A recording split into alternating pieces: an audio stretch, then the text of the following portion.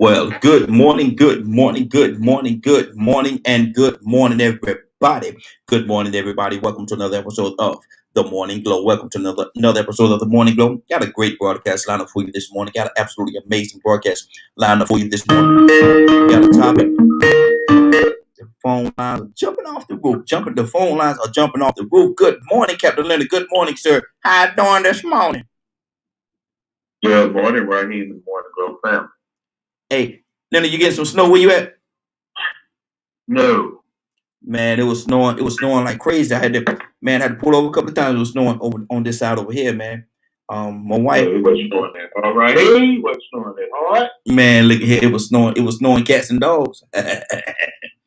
Yeah, it was snowing cats and dogs. I'm telling you, man. It was snowing pretty good this morning. As a matter of fact, I pulled over one time, man. Not because it was snowing. I had wasted something, but but a couple of people actually pulled over, man, because it was snowing on the way here, and I had to slow it down just a little bit, man. But yeah, it was snowing this morning. Snowing. As a matter of fact, my wife, man, she's they had the day off today for I think some snow day, ironically for a snow day or something like that, snow makeup day or something like that. And she was gonna go in anyway to get some paperwork. But when I went out the house this morning, I called. I said, "Baby, it's snowing out. It's snowing out here." She said, "Oh," and so she's actually staying on at home now because of the snow. It may not last long, but it was snowing pretty good on the way here though. Yeah, right here. But Leonard, how's your day going, man? What's been going on in this? Yeah, you my political reach, man. So what's going on in this political world right now, Leonard? Is there anything going on? Yeah, it's still a struggle. I think a lot of what's happening right now is there are certain measures and things like that that have to be put in place. But it's very difficult when something so important is rivaled by a pandemic. Yeah. So there's a huge issue still with us moving and taking the roles that we've abandoned these last 4 years. So there's a reestablishment going on, not only to deal with issues that we have domestically, but we also have now other states and things like that that have become emboldened because we gave so much leeway. And people may not forget, but there is still the fight when it comes to nuclear proliferation. Because there are still now, actors, especially like Iran or what have you, that have been taking advantage of us during that time. So a lot of the sanctions and things that were in place prior to this administration are going back to diplomacy to try to negotiate with other countries and things of that nature that we used to deal with that way. But other countries have become emboldened in the places where our military used to be. We're pretty much withdrawn from Iraq, pretty much. However, there's still our ground forces there that were attacked here recently. Yeah. So that's another issue that the president has to deal with as well. Not to mention the whole treason going on right here in our own government with the acquittal of Donald Trump, again by the Republican Senate. So there's still a threat there. A huge threat. As long as we have supporters in office, there's still a threat there. So I think our FBI or what have you needs to really double down on that initiative. Now, did and I think I know your answer to this question, but I'm gonna ask it anyway. Biden, did he really inherit a mess? Well, that's just part of the job, especially if you never know what's before you. But this people have to understand, this is the rough part about democracy is when you continue to allow the musical chairs to be played. So the Democrats are known for looking towards more of a balanced budget and things like that in the past, and more social programs. However, America is very resistant. We talk about being for the people, but our government is structured to show that it's geared more towards corporate America. Yes. Yes. So there is a huge opportunity for the Democrats to show a stark difference between when they're in control and when the Republicans are not. What is and I don't think that has really happened yet. Okay. What do you think, from where you're sitting outside looking in, what has the Trump effect done to the Republican Party? Has he almost pretty much destroyed it? No, because they're still winning. Now explain that. This was a problem with Reconstruction. And Reconstruction, and we say that assuming that everybody remembers what that is. Reconstruction is what the American government had to engage in right after the Civil War. You have to put your enemies to rest. Yes, sir. You cannot allow them to continue to have power in your government. So with democracy, we know that the people got to be a lot more proactive in removing these bad actors. Because I don't believe that the Congress is going to do it properly. Because there are too many people have infiltrated Congress. I mean, we have two branches of government that were completely infiltrated. And the judicial branch pretty much held its own. But we do know it had its struggles as well. Okay. But at least the Chief Justice of the United States of America chose not to show allegiance to Donald Trump. Exactly. Let me ask you this question. We have Sheba with us, man. She man, look at Sheba came in here, man. I wish you could see her. Got a mask on and everything, man. She wearing a mask this morning. I don't know what she was got going on, man. Look at me. She must be back at work today. No, she's at home. She like she like the lone. No, I mean she got on the mask, a Mardi Gras type mask, like she the Lone Ranger, like she the Lone Ranger rat. I'm telling you now. We know what today is. We'll be doing Mardi Gras in New Orleans if it was good weather. Exactly. But Leonard, what? And I want to go to Sheba. I want to ask her this question. What is, because Biden now he's in office, he's taken over the office, and he's the leader of our nation right now. What is the first thing with all the stuff that's going on, with all the stuff that Trump has done and put out there, and this pandemic, everything that's going on? What should be his first order of business? What should be Biden's first order of business walking in? It's not what it should have been. This has already happened. His first order of business is to establish that pandemic team to address the issues of COVID-19 and how they are going to deliver the resources and things necessary to the American people. That is what the priority is there. Okay, that's good. So those things, and with the passage and immediately voting on a budget, the stimulus packages are very important to the economy. Because you don't want the economy to collapse like in the Great Depression. Yes. So what is the most positive thing is that the markets have responded well to the transition. Okay. That's so the economy is pretty strong. However, it's always on this cliff. It's always on this cliff lately, simply because you got a struggle between the people that support the money in America and the people that support the people of America. And that's a huge struggle when it comes to writing bills, and especially writing recovery packages.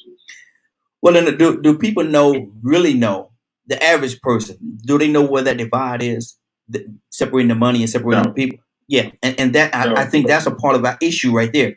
Let me go to Shira. Shira, what's on your heart? What should be Biden's first order of business going into office with all the stuff that Trump done? All the things that he did.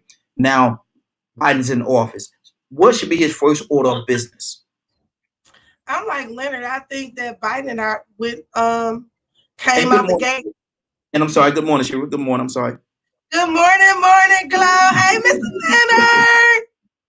Oh Lord, she was doing good. I should have let her go ahead on and go. But go ahead. What should be his first order of business? I'm like Leonard. I think he came out the gate working.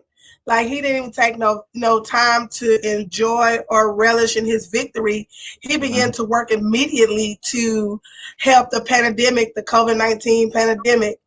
I think the pandemic should be like the number one thing on the but the pandemic covers so many things. It also covers finances. It also covers health. It covers a whole wide range of different things.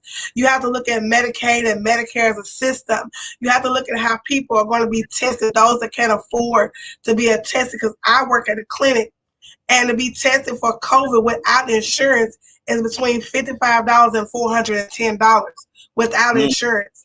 So, making it more affordable for those tests to be done.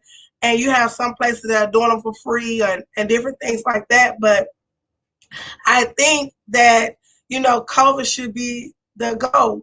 And I'm going to say this, it's easy to criticize someone when you're not in their shoes. It's easy to criticize the work of someone on the sidelines, just like in football. It's easy for me to say, oh, he should have caught that. Ain't no way he shouldn't have went to the goal with that. But you don't know all the things that's going on and all the intricate details that go to different things. So I feel like, COVID, finances, I feel like the stimulus package can both help and hurt us. Because I'm like, Leonard, if you look at the Great Depression, or you even look at the fall of Rome, I think I said this yesterday, if you research that history and you look at America, they're following script by script, page by page. And if they don't change something, the fate is going to be the same, because insanity is doing the same thing and expecting a different result. Exactly.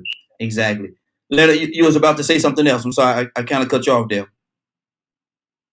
No, I wasn't going to say too much, except for, as you said, a lot of people are not aware of really how things work and what needs to be done, especially if you're caught up in your emotions. Yes, sir. There's actual work that must be done. And it has nothing to do with individual feelings. The whole has to be addressed, just like Miss Christie was talking about. Just something as simple as extending the enrollment period for health care. Because health care is so important. And, you have lots of different issues towards the beginning of the year, because, when we have our annual enrollment, it's usually 3 months before. However, because we're in a pandemic situation, the administration has saw the need to even extend that enrollment period, because it's so important that people are covered during this time. Because you got to remember, not only are people getting sick with COVID, there are still other health issues out there. And the situation is not getting better. And we see people continuing to do things that make it worse. Has COVID taken a front seat to everything else, Leonard? Well, it's not just having taken the front seat, but it's priority. That don't mean that everything else has stopped either. However, that's just the priority of things of fires that's burning. Okay. So you also have to think of our national security. We have a problem right now with national security. A huge problem, absolutely. That has been downplayed by the media. So I think I've seen one person make a comment with this acquittal that there's still bad actors at work in the government. Man, let me hear your heart on something, brother. I want to hear your heart on something. Lindsey Graham, a couple of weeks ago, he got on TV saying, this is it, enough is enough. We got to stop this. I'm not with you no more. And we had a good ride, and talking bad about Trump. And then the next 2 days later, he out there on the golf court, and now he's Trump's biggest supporter. How could South Carolina trust him to lead them when he flip-flop as he does? South Carolina ain't never been a state of any moral value. They're a Confederate state. They always will be. I don't know that. They said it about Georgia too. I think Georgia's going through a change right now. See, Georgia would always be Exactly. a Confederate state too, but I don't think it is anymore. I Yeah, mean, and this should have been done during Reconstruction. yeah, yeah. You wouldn't have a GOP problem had you settled this business after the Civil War. Mm-hmm. GOP is a problem to the national security of the United States at this point. Mm-hmm. Because they show so much affiliation with Trump. Mm-hmm. Now, you have to remember their agenda has never been pro-people to begin with. No. So they've never done anything that appealed to me from a policy standpoint that I would vote for them. Mm-hmm. But now they're almost not viable at all because they're against everything that is pro-working America. Mm-hmm. And a lot of people don't understand what that means. And see, how does one get the education that they need? And Sheila, I'm coming to you. How does one get the education? Because he's absolutely right. A lot of people don't understand what that means. They'll talk about it, but they don't know the bottom line of what's really going on. So how do you educate these people and make sure that they understand and are abreast as to what's going on? Well, first of all, it's personal. Just as much as you read crap all day, you need to get involved with something that makes sense, Mm-hmm. that has to deal with your governance, mm-hmm. Mm-hmm. as opposed to all this other stuff that you watch for entertainment. While you worry about entertainment, the rest of the world is making moves. Yeah, and that's true. And Shiva, why is it? And I got to say, I got to go here. Why is it that we as a people, we more inclusive in being entertained and being I guess entertained instead of educating ourselves as to what is really going on, so we can have all the educated pieces in place to move forward. You know, they say if you want to if you want to keep something from a nigga, put it in a book. Mm-hmm. You know, because even though we can read, we choose not to read. Even though we can do research, we choose not to because that's boring. We have to change our whole mindset on education, and we have to change our whole mindset on the importance of knowing certain things. You know, it's a lot of unintelligent people, both black, white, Hispanic, all kinds. But it's detrimental for us to be unintelligent. You know, I say if it was possible to fool the very elite, you know, if you educate yourself and you sit and watch and learn, you know, Beavis and Butthead ain't gonna do it. You know, the have and the have-nots. You know, all these TV shows, movie. I'm a movie buff. I look at TV and movie all the time, but I'm still looking at other things too to educate myself on what's happening around the world. And we know that politicians are just that, politicians. They're gonna do what's best for them to keep them in power. To have the power and the you know, and the attention and the authority and different things, they're going to try to hold on to that. And it's easy to denounce Trump when he was going through the impeachment trial or the embarrassment of the White House. But since he got acquitted, now it's okay to like him now. It's okay to support him. It's okay to say that he's this great man for those that support him. And I feel like, you know, with everything that's going on, I tell everyone history is destined to repeat itself if you don't take heed and remember what caused you to get there in the first place. And you can look at these prison gangs and these prison things where they're putting things back for the prisoners to go into the field and start the chain gangs and all these things that become into play. You have to understand it's slowly pushing us back to a point that we don't want to be. And because of our lack of unity, because of our crawfish syndrome, because of our lack of understanding, our lack of knowledge, we allow certain things to happen that's going to push us back to where we don't want to be. Absolutely. Absolutely. We got another caller. Caller, what's your name? Where you calling from? This is Rico calling from the cold Anderson, Alabama. Good morning, Rico. How you doing this morning, sir? Man, grand rising to y'all, brothers and sisters. How y'all doing? Hey, doing good, doing good. Did you get the link this morning? You didn't get the link? Yeah, man, I'm doing something right now. I'm gonna get on that in a few minutes. I just had to go and call right quick before you got off that question you just asked. Okay, go ahead, brother. What do you think it is? It's a healthy distraction. No, I'm gonna say not healthy. An easy, convenient distraction from our reality. Mm-hmm. You know, and when you've been miseducated and misinformed, and you realize when you get older how much you've been misinformed, sometimes that can be a scary thought. Mm-hmm. You know, and it comes back to your home training, your upbringing, to be resilient, to be brave. If you're brave, you'll go ahead and say, well, you know what? I'm fixing to fight this injustice because this is not the way life is supposed to be. But if you're a coward and you already have been taught to believe you're inferior, or you just can't do nothing because that's just the way it is, these white folks gonna do something to you, then you ain't gonna do nothing. You just gonna go ahead and perpetrate the fraud. But it's so much easier to believe in the illusion. And so you look at entertainment and you want to get this laughter. You want to get this joy. You want to get this sadness. Whatever emotion that a movie gives you, that's better than the reality of our Black experience.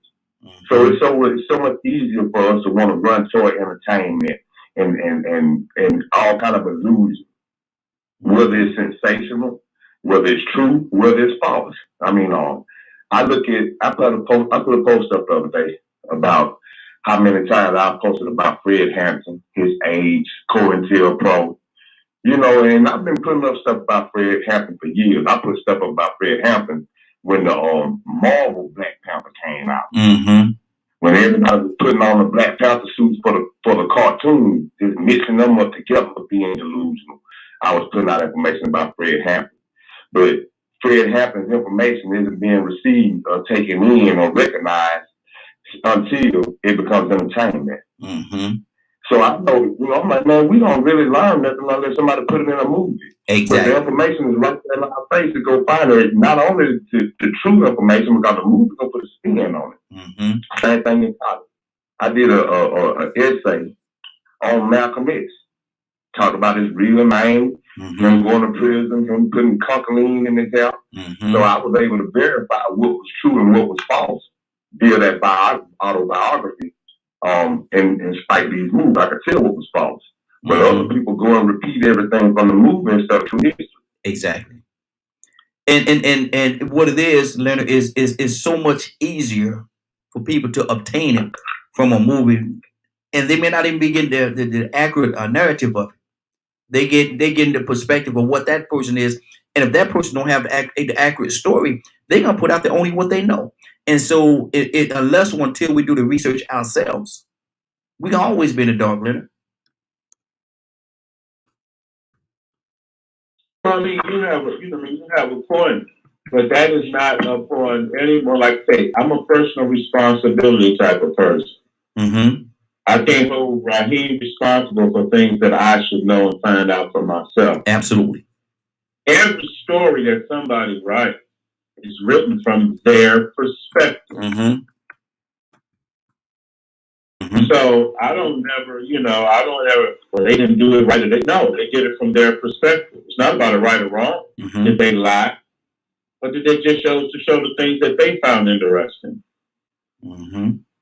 So you have to be very careful to understand that, one, there are a lot of things that have entertainment value. Some of them are based on true stories, and some of them are not. Mm-hmm. Some of them are, like if you read a book, if you back when you used to read, and you see the movie adaptation, you always knew that the books were more in depth than the movies. Mm-hmm. Mm-hmm. There are a lot more details in the actual books. Yes, absolutely. Than in the movie, because you only have an hour maybe to come across during the movie. Mm-hmm. So think about if you're showing a person's life over 40 years in a movie, for instance, compared to a life that only lasted 21 years. Yeah. Mm-hmm. So, you have to actually know what is going on and to be able to connect the dots. Mm-hmm. Life is just not one thing. Mm-hmm. I'm gonna tell you a gentleman that I did some research on a while back, and a lot of people don't know about him. And he just came across me. Then after I did the research, a movie came out about his life. Now, it didn't tell the whole story. It told you bits and pieces. But Leonard, I know you know exactly what I'm talking about, and Rico and Sheba, y'all probably know it as well. I know y'all do. But Vernon Johns, y'all heard of Vernon Johns? Yes. Yeah, Vernon Johns. That was a powerful brother. He was a civil rights leader back in the day. As a matter of fact, he was over the Ebenezer. It was Dexter. I think it was Dexter. He had a different name, Dexter some church at that time, but it's old Ebenezer. And they did. Right. He was so powerful during that time, and I think he died about 64, 65, somewhere in the time frame. But he was so powerful even during that time, man. They ran him out of the church. They ran him out of the church, man. He was too radical. He spoke up. He didn't take no mess during that time. Vernon John is his name. And then the thing about it, they wanted to bring another pastor in that's going to smooth it out a little bit. That's going to smooth it out, and because he had started a lot of fires, because he wouldn't stand up for the foolishness. He was a real activist, and he fought against stuff. The pastor that they brought in, ironically enough, to smooth out everything and to make it more accessible to the people, or not necessarily accessible, but make it a little more digestible for the people, was Dr. Martin Luther King. I was like, wow. So they got rid of Vernon Johns. They got and when I was doing the research, when I was looking at the movie with my wife, I said, wow. And this is just me thinking crazy. I said, wow. They got rid of Malcolm X so they could bring Dr. King in there. Because that's what it was. Because Vernon John was a very militant type person, like a Malcolm X. He spoke out. He didn't hold his tongue. Didn't bite his tongue. He said what it was. Leonard, you know about him. Yeah, but he was a product of his environment. Mm-hmm. That's what they did back. He was a strong-willed person. Yeah. Who became the pastor of the church. Mm-hmm. Mm-hmm. And if you've ever dealt with still building churches, that makes a huge difference. Mm-hmm. But it's amazing. The very reason they brought him in was the same reason they got rid of him. They brought him in because he didn't take no mess. But I guess he was a little too strong for him, and so they had to get rid of him and bring in Dr. Martin Luther King. Ain't that something? It is, but it's a lot of things like that. Look at One Night in Miami, the story of Muhammad Ali, and the cross reference to Malcolm X, because Muhammad Ali and Malcolm X were real good friends at one point in time. And you look at those documentaries, is what I call them. Even the documentary that's out right now, Judas and the Prophet. You look at those documentaries, and again, I even looked at the documentary series with Malcolm X, the true series about them trying to find his killer, who killed him, and all these different things. So you look at those documentaries, is different to me than a movie, or is different from entertainment, because those are meant to educate you. And again, it's just like the Bible. A lot of people say, you read one scripture from one scripture, you think they're back to back, but it could be years between those two scriptures. And it takes a course of a lifetime, and it has to be condensed. So I'm like that. When I'm learning about someone, about their life, I know some things are left out, and they can turn to make it entertaining at the same time. But you have to do your research, because like you say, the book, any book that you read is more in depth. You can take The Color Purple, which is one of my favorite shows, my favorite movies. You read the book, it is totally different from the movie. And when you read the book and you watch the movie, you see some cues about it, but you're like, oh, okay, I see how they did that. So that's in anything. The book is always going to have more information. The book is already going to go in more detail than the movie. Exactly. Rico, what's on your heart, brother? Vernon Johns. I know you know this, brother. I know you've done some research on it, man. What's on your heart? Well, I like what you brought up about him. And they just to show you that, we can't leave it up to people that hated our ancestors to tell us our history about our ancestors. Or they're going to pick and choose who we know about. Or the correct information, and so that goes back to what you were saying at first when you first asked the question. We really and truly subconsciously would rather look at a false reality that makes us happy. And it's so convenient for us to be happy, for us to find something different in our true reality. But if you really look at it, it's so dangerous because we have to learn from movies to get familiar with our George Washington Carver. We had to learn from the movie to get familiar with Nat Turner, somebody else that I couldn't get off the tip of my tongue, and then finally put a movie out and everybody want to talk about. These are people we supposed to know about. So what it really showed me is how much we dropped the ball at home. Because we can't depend on our oppressors or our historical oppressors to be the ones that develop our maximal potential in our children or in our community. We can't depend on that. That's us. We know the same information. But we choose to let them give us the okay when we want to make it a trend. See, we so addicted to trend on this system that we are in now that we refuse to acknowledge what the reality is. So here we just eating anything they feed us. You know what I'm saying? And true, like we said, that those movies are interpretations of what their perspective, but then sometimes they go and add characters to the movie that didn't exist. That's when they really throw you for a loop. But not only do they add characters, they might change the whole race of the character. That's about it. So, it gets to a point where if that's who your children are going to learn about George Washington Carver from, Harriet Tubman from, they're going to learn the story of 12 Years a Slave from a movie that was okayed by industry, owned by people that didn't even want you to be involved in it. I mean, they didn't even want us in Hollywood. Now they're going to make movies about our greatest ancestors. So we dropped the ball. We dropped the ball, and that convenience made it so easy for us to say, well, you know what, I'm only going to be interested in what they talking about. I ain't going to be interested in what I need to be talking about. And see, the thing about it, it's all a money thing. It's all a money thing with them. And they'll tell our story. They don't want a lot of things. They don't want to be out there. But if it's going to make money, if it's going to make them some money, then they'll do it. They'll do it. It's all about the dollar. Listen, we're going to go into our topic. We're going to get into our topic today, and people might think that was our topic. It's not. It's just an opener.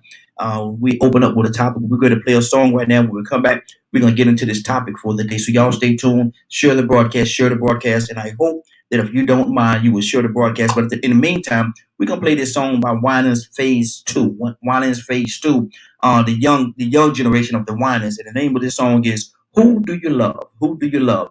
And after the song, we're going to get into this topic. So y'all stay locked and loaded right here at DKM Media Group and Associates. This is The Morning Glow.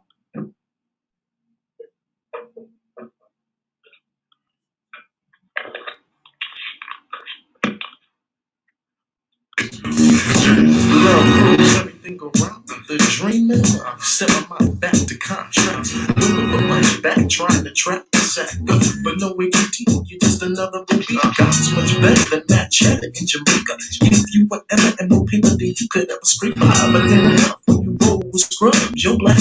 What you lack is divine love. Come on. You love, are you for sure? You love, are you for sure? Who do you love? Are you for sure? Who do you love? Are you for sure? Nobody, you caught my attention, but why rescue my destruction inside? Question my submission to Christ, but I gave you my rebellion side. And I what do I have to do? I'm the reason the sky is blue. What do I have to give? I'm just one back children. What do I have to say? Something that lasts a day. Is it me? Nobody. My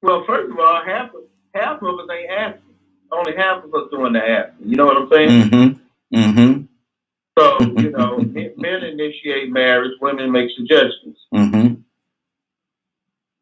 So if the two people are going to constantly, you never know. There's some people who are so unfortunate that they've married and their spouses have died. Mm-hmm. Yeah. Yeah.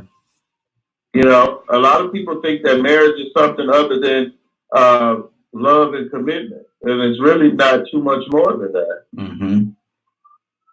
And most folks just trying it out anyway. They ain't love and committed to nobody. Mm-hmm. Do you think a lot of They people? trying, but they're just not those type of people. Lynn, do you think a lot of people marry the idea of being married? I think women do. Wow. She was talking to me. What do you say to that? Should you marry till you get it right? I don't know if you should continue to marry till you get it right, but I do believe in marriage, and I do believe that there's someone for everyone. And like Leonard say, women have this. You teach women from a young age to be married and have children, but we teach our men to be players and to play the field or whatever. Mm-hmm. I can speak only for myself. I've been married a couple times. Can I step in? Can I step in for a second? And I know your heart, sister, and I know, but I don't want people to walk away thinking that you meant one thing when I know your heart and you meant something different. Not all people teach. Not everybody teach their boys to be players and run the No, field. I'm gonna say society. I'm just Mm-hmm. gonna put like society, the things So that you good. see. If any shows you look at, you see the woman being the one pursuing and want to get married. That's the ideal princess. Those fairy tale things. That we look at in our everyday society. It pushes the woman to be celibate, to be single, to find that one person, that one prince that's gonna make her marry and have a happily ever after.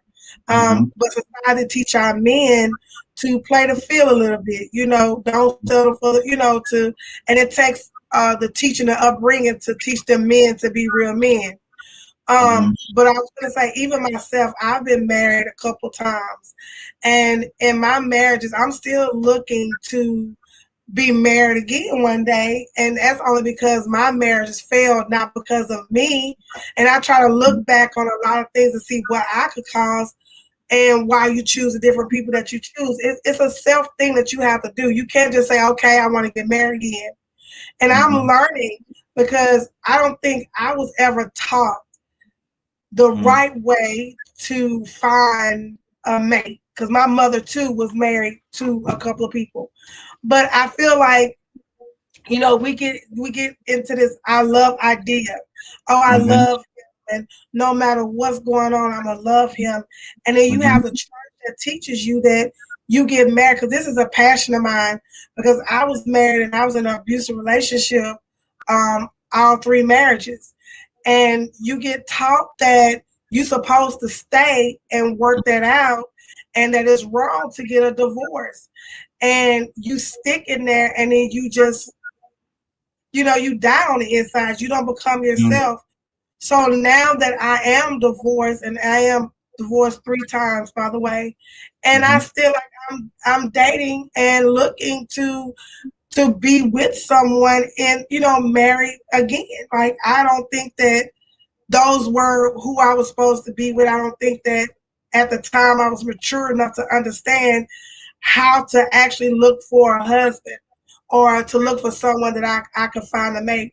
And I think I was looking at Creflo Dollar on Facebook, and it was like somebody posted dating advice. He said, one thing that you need to know about a man is more than he go to church and he speak tongues. You better ask that joker.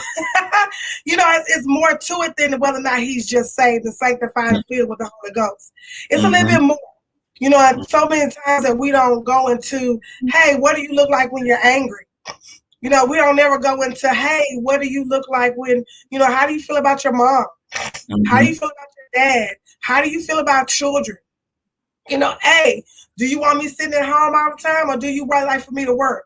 It's a lot of questions that we fail to ask when we're dating someone, and then when we get with them and we have lust and all this stuff come into play, desires, we forget about the other stuff that we need to ask.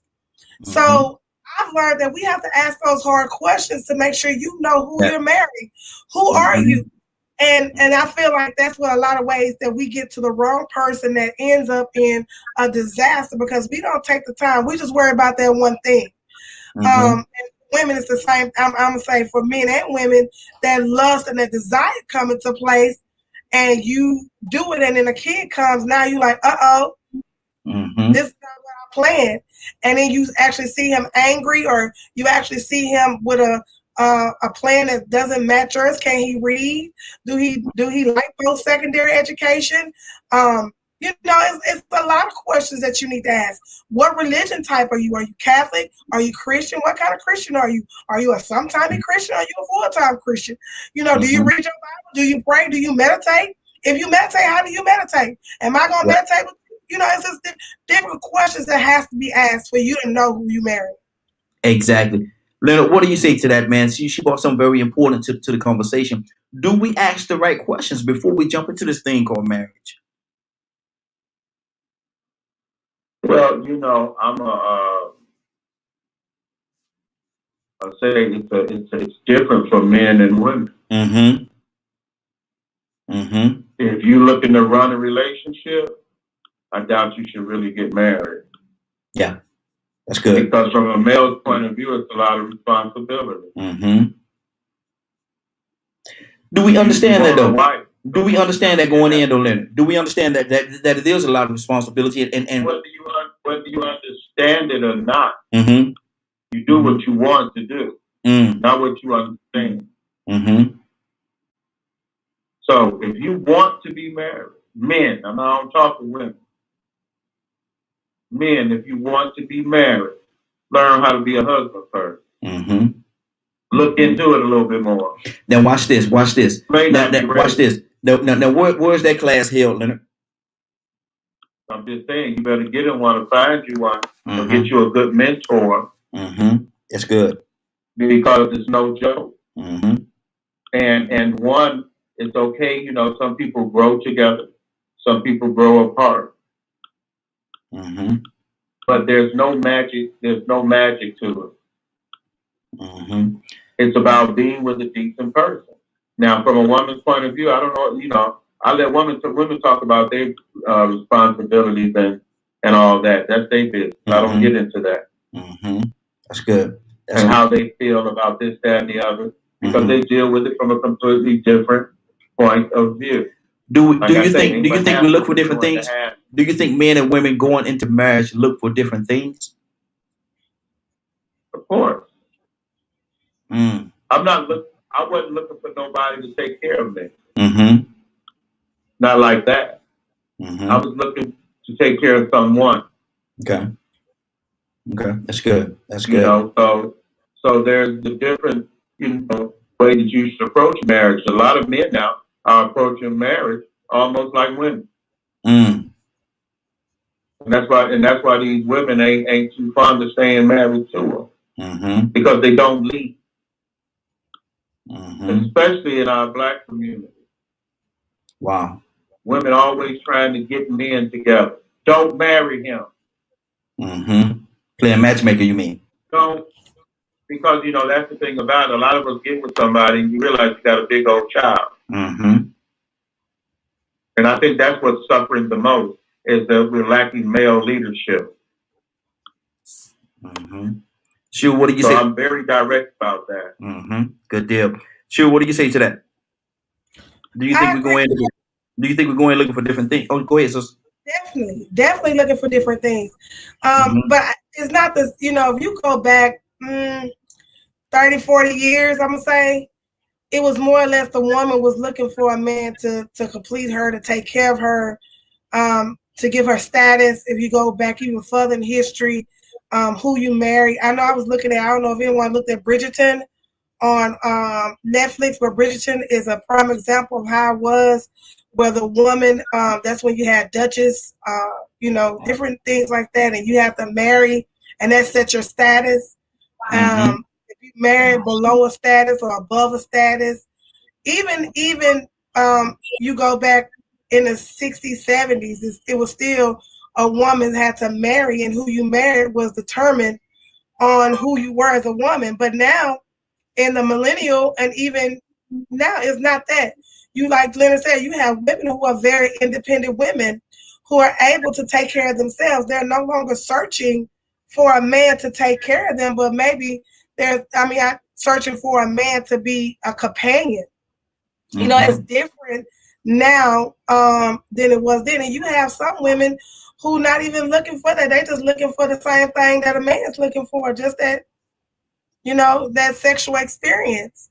So, you have to be able to tell the difference between someone that is just there for one night or there for 1 week or that they're there for the long haul. And there's a difference.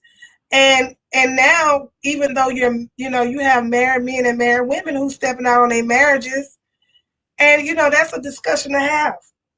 Do you stay? Do you go? Do you work it out?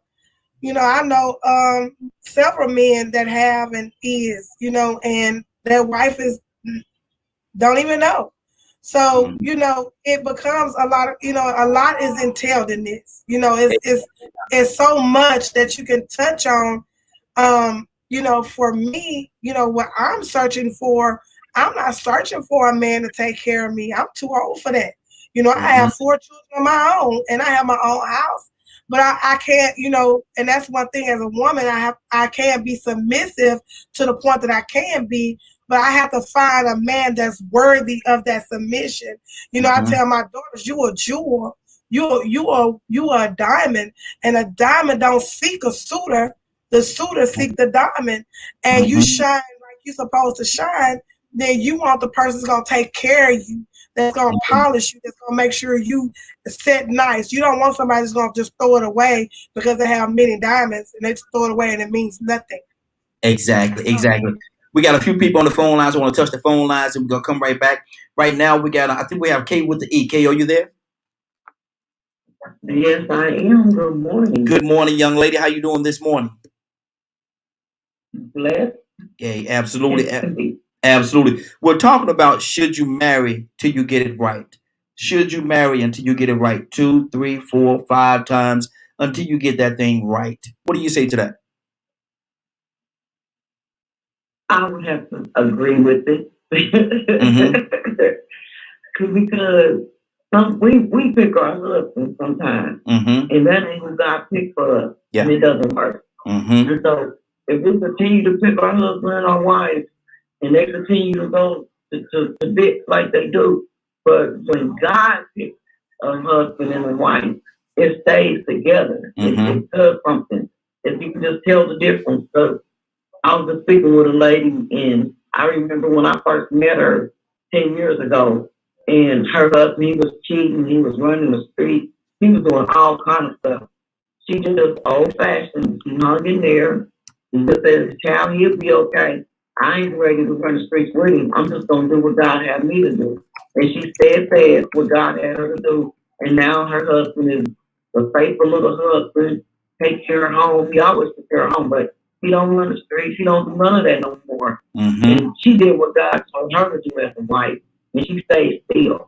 And everything worked out. They house paid off. And, she got everything she ever, her little work got her. She never missed a beat. But that was something he had to get over. And God was still working on him.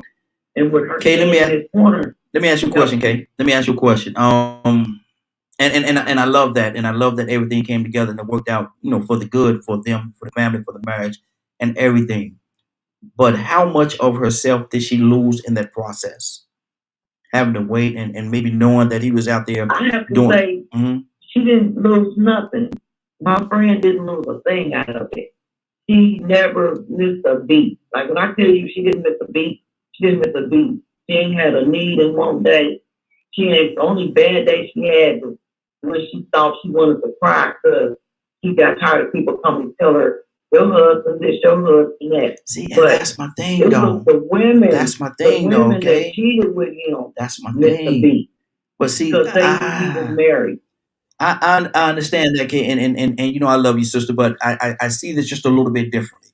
And the reason why I say that is and you have your right to see it the way you see it. You see it through your eyes, but I have to see it through mine. So we're not gonna all, maybe not all agree. Gonna see it eye to eye or agree on it, which is a beautiful thing. But my thing is, if this young lady is married, has committed her life to this man, and then to find out and have people to come up to her and to tell her that your husband has been doing this with me, or I saw your husband doing this. That's let me go, Cassandra, on the counselor side of you. What do you say to that? And good morning, Cassandra. What do you say to that? Hey, Miss Cassandra, I love you. Cassandra. Good morning. I'm in. Okay. Good morning. What do you say to that? Go ahead. Yeah, that's a little sticky, but if it works out for the person, that's fine. But I don't know what kind of people were coming to her. Are these trusted friends that were coming to her and saying that things were going on? But the bottom line is she decided to wait it out and see, I guess, what the end of the matter is going to be. That's a scripture, actually. Wait to see what the end. But, you know, for everybody, that doesn't work. For everybody, that doesn't work. But if a woman is willing to put up with or deal with whatever until that man gets himself together, then of course that's her prerogative. I just wanted to address, and you should get married until you're right. What is being right? I'm just curious. What is being right? Because all of us are pressing toward the mark. So what is being right? So that would be a person's perception of whether they are right, whether they are ready, and not anyone else's, because you have to measure whether you feel like you're at a point where you want to be in a relationship with someone for the rest of your life. And this is just me. I believe that a lot of men, not all men, I'm probably not one of those type of men, you might not be the one of those type of, but a lot of times women pressure men into getting married. And I don't like that. Because if he's getting married because you pressure him into getting married, you're starting off wrong. Because after a while, once he's married you, for whatever reason, sometimes it's babies, sometimes it's finances, sometimes it's sex, whatever you've done, you know, to get him, just remember those are the same things you have to keep doing to keep him. And a lot of times women get slack once they get the man. I don't even want, okay, that's it, I'm done. Okay. But see, and Cassandra, and you're absolutely right. But let me ask you this question. Let me ask you this question right here, Cassandra. Do you think, and maybe not even her friend, and so we're gonna take her friend out of the equation, but can that take a lot out of a young lady to have people coming up to her and saying that your husband laid down with me last night? I saw your husband with this other woman last night, and to stay is. I mean, people say that's the honorable thing, I guess, to stay. But at the same time, how much of that does that chip at the young lady? Well, let me tell you something. I consider myself a strong Black woman. And when I had my husband's mistress call me on the phone and tell me she was sleeping with him and whatever, it was devastating. I don't care what kind of a front, because when I stepped out, when I talked to people, I was my same confident, I got it all together self. But inside, it was eating me up. And I think that's what you're talking about. It is devastating to know that your husband, the person that you married before God, is cheating on you. I don't care how strong you are. I don't care how strong you are. And any woman that's saying that don't bother her, it's something wrong with you. Yeah. And that's what the way I see it, man. Because you know you made a bond, a pact with this person for the rest of your life, and to know that this person went against that trust and went out there and did something like that. Rico, good morning, sir. Rico, man, what you doing, Rico? What you doing, man? Man, I got off the phone too early. What is the topic about, man? I got on here and seen the mask on. I thought, was it Halloween show? NSA watching the CIA? What's going on, man? I'm ready. What they got going on? What these masks going on today? I'm ready. Yes, she was saying it's Mardi Gras season, so she had to put on in honor of the Mardi Gras. He ain't from Louisiana. Oh, He don't know about that Mardi Gras. Okay, I know about Mardi Gras. We got one in Mobile. I just thought we had some problem going on. I was ready to get down. Man, I gotta go behind or something. What we got going on? I put my mask on too. Rico came in with a full mask on his face, y'all. She got up, man. Rico came in here. Got my Robin mask. I'm incognito. Exactly. We're talking about Rico. Should you marry till you get it right? Should you marry till you get it right? 2, 3, 4, 5 times until you get it right. Should you continue to marry? No. I think that's very first of all, it's wasteful. Mm-hmm. A lot of unnecessary experiences and turmoil that you're probably putting yourself through, getting with that you're not happy with. I feel like you should be prepared a certain way before you get married. You should be all together yourself.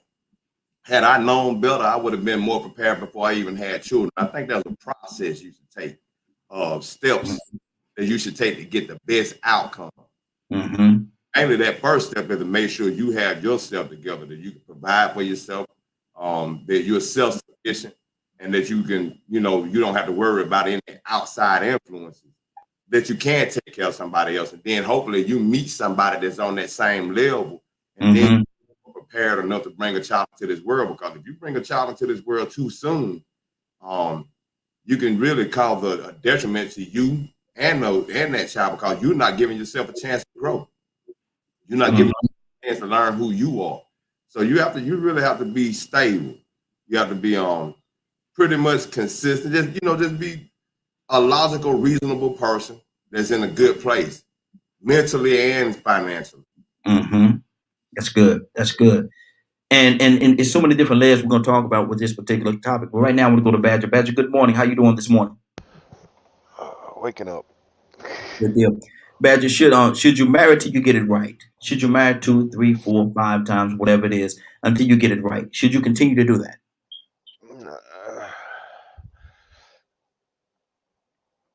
No. However, I think there may be circumstances that it could be acceptable. But those are like the super extreme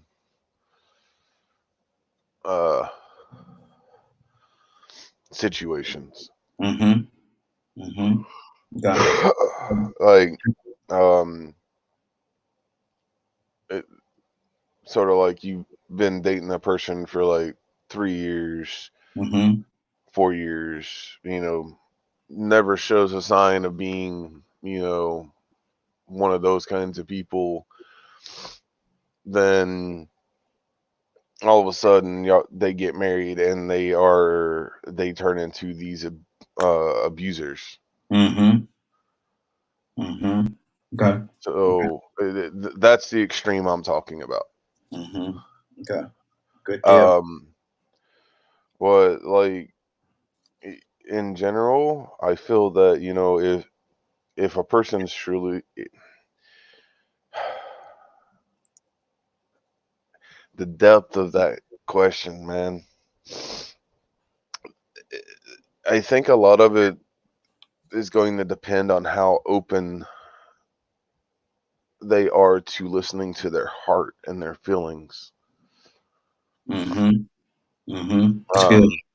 Otherwise, they're going to probably end up doing, marry till they get it right.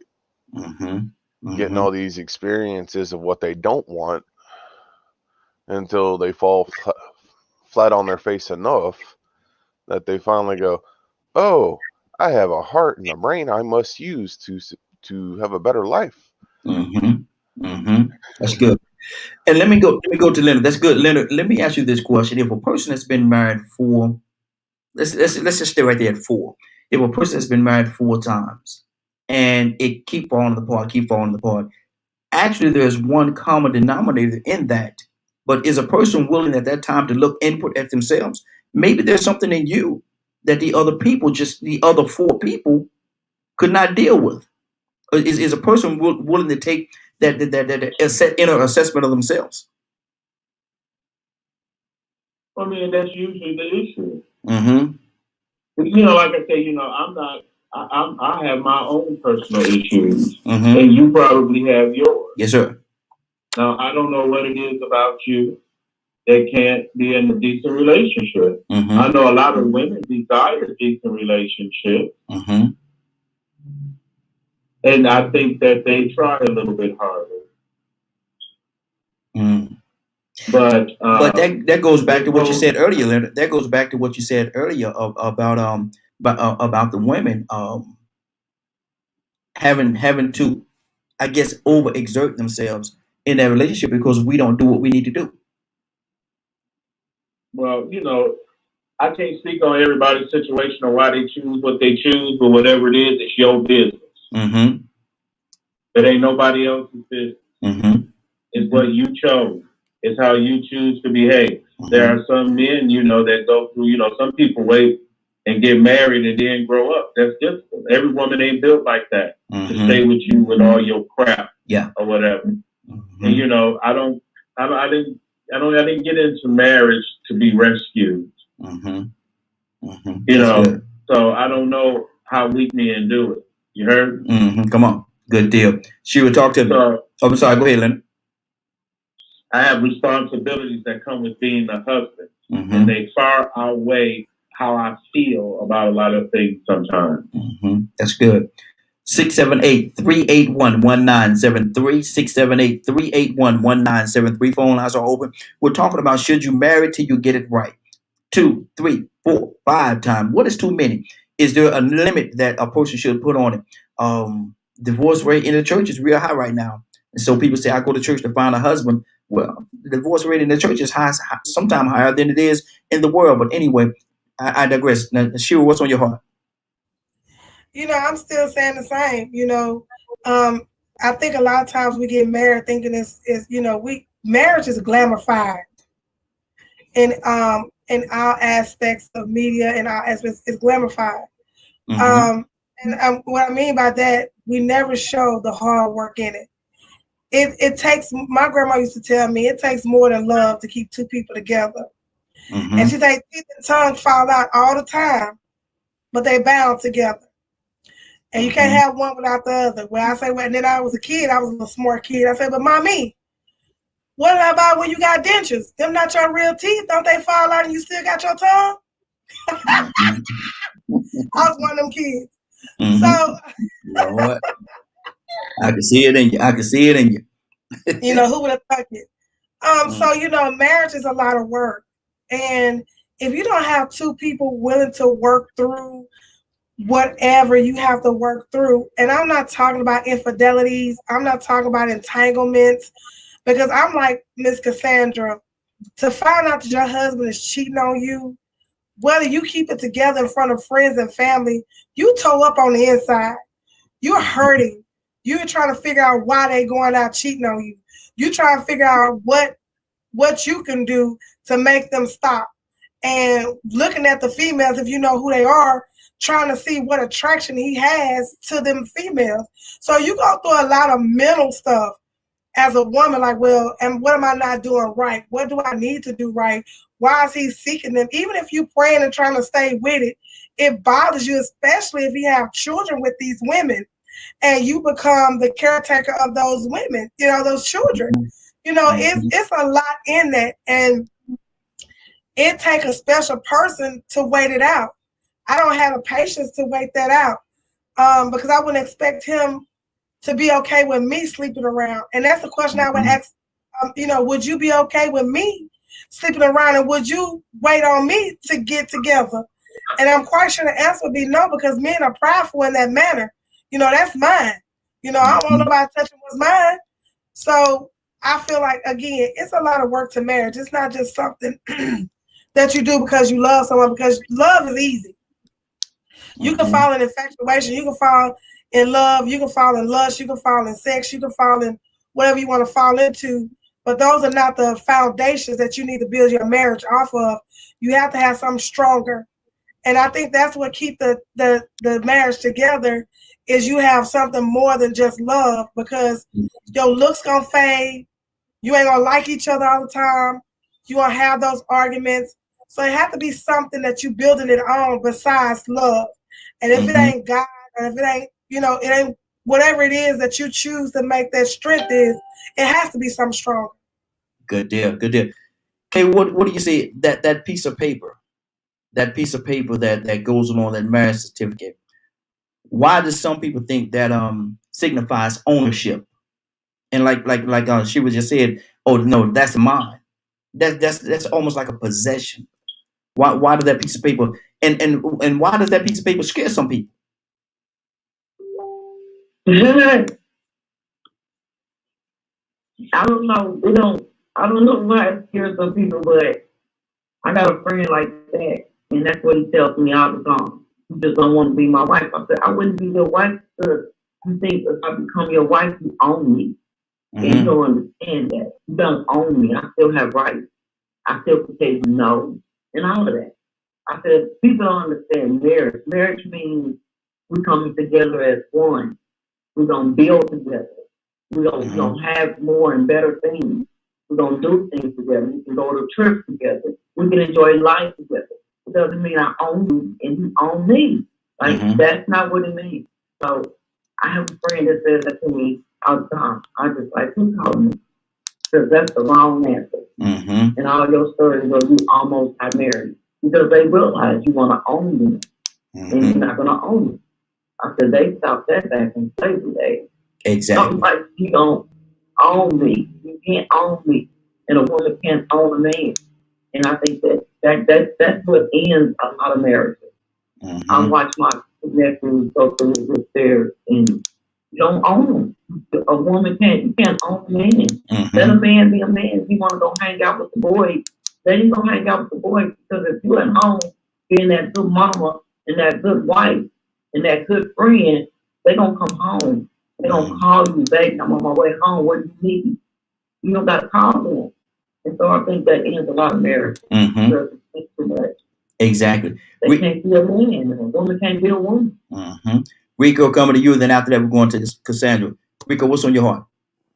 I think the divorce rate is so high, and it got so high because we started valuing the wrong things and getting the wrong definitions or having the wrong understanding of what things really and truly supposed to mean. Like when you said that about why we won't learn our history, but when people put out a movie, it's because we subconsciously we don't like our reality. Or we don't know our reality. And the reality of marriage is that you're supposed to complement each other. You're supposed to find the perfect piece of the puzzle that helps complement you. You understand that it's a bond. You are together as one, moving as one for progress. Not for, to regress, but to progress. Not to, And so some people don't go in it with that mentality, but they only go in thinking about what they can benefit. They got to compliment. They got to bring something to the table too for that other person. You got to benefit them. You also got to compliment them. And so then you have that end of it because they don't understand that concept of marriage. And then on the other side of it, you have people that have a view of marriage that they think that suggests what type of man or woman they are. Like, cause I got friends that's like that. Not only do they get out of relationships, but they'll get out of marriage and then be right back in the next relationship talking about marriage. You just went through a failed marriage. I don't like failure. Somewhere you have to step and say, what am I doing wrong? I don't want to go through this that fast again. And that goes right back to what we said about the evaluating themselves, because if you've been married 4 times, the common denominator in that marriage, in the failed marriages is you. And so do a person want to look inside themselves and say, hold on, maybe I'm the problem? Because sometimes they don't. Sometimes they don't want to because they still have an idea in their mind that society will view them as less than a man or less than a woman if they ain't got nobody. See, I sit back and watch all my friends and stuff. You know what I'm saying? I got a few friends that's been married 2, 3, 4 times before we even started. And I'm like, hey, y'all done been married all these times already, and I haven't. And I don't, because I don't want no failed marriage. I don't want to go through the divorce. But I see that they would be ready to jump right back into a relationship. And I'm like, okay, I see now you're codependent. But number 2, with toxic masculinity and societal toxicity, you have people that actually feel like if they don't have a woman, something wrong with them as a man. Somebody don't want I must not be man enough. So I always have a woman, even if I ain't married. I always got to have me a woman, so won't nobody think anything suspicious. And the same thing, she'll feel like she doesn't have any value, a true value of a woman, unless she got a man or some men. Because sometimes that man ain't enough. So she'll get one man, but she's only doing it because that's what makes her feel like a real woman. Exactly. Cassandra, what marriages?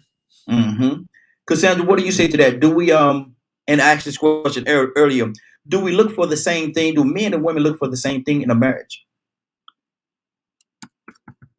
Absolutely not. Absolutely not. And it's different things that different people look for. You know, some people, they look for somebody, as long as she or he looking, that's the main thing. A look. So the looks is their thing. And I know there was a time when I was younger that, you know, it was a certain type that I looked for. But as I got older, I realized that once you get past those looks, and that's for a man or a woman, once you get past those looks, because after a while, that beauty or whatever, that handsomeness, it's not going to mean as much after you've been with that. It's going to be how they're treating you. You know, what are you building together? What are your goals as a couple? Those are the things that matter.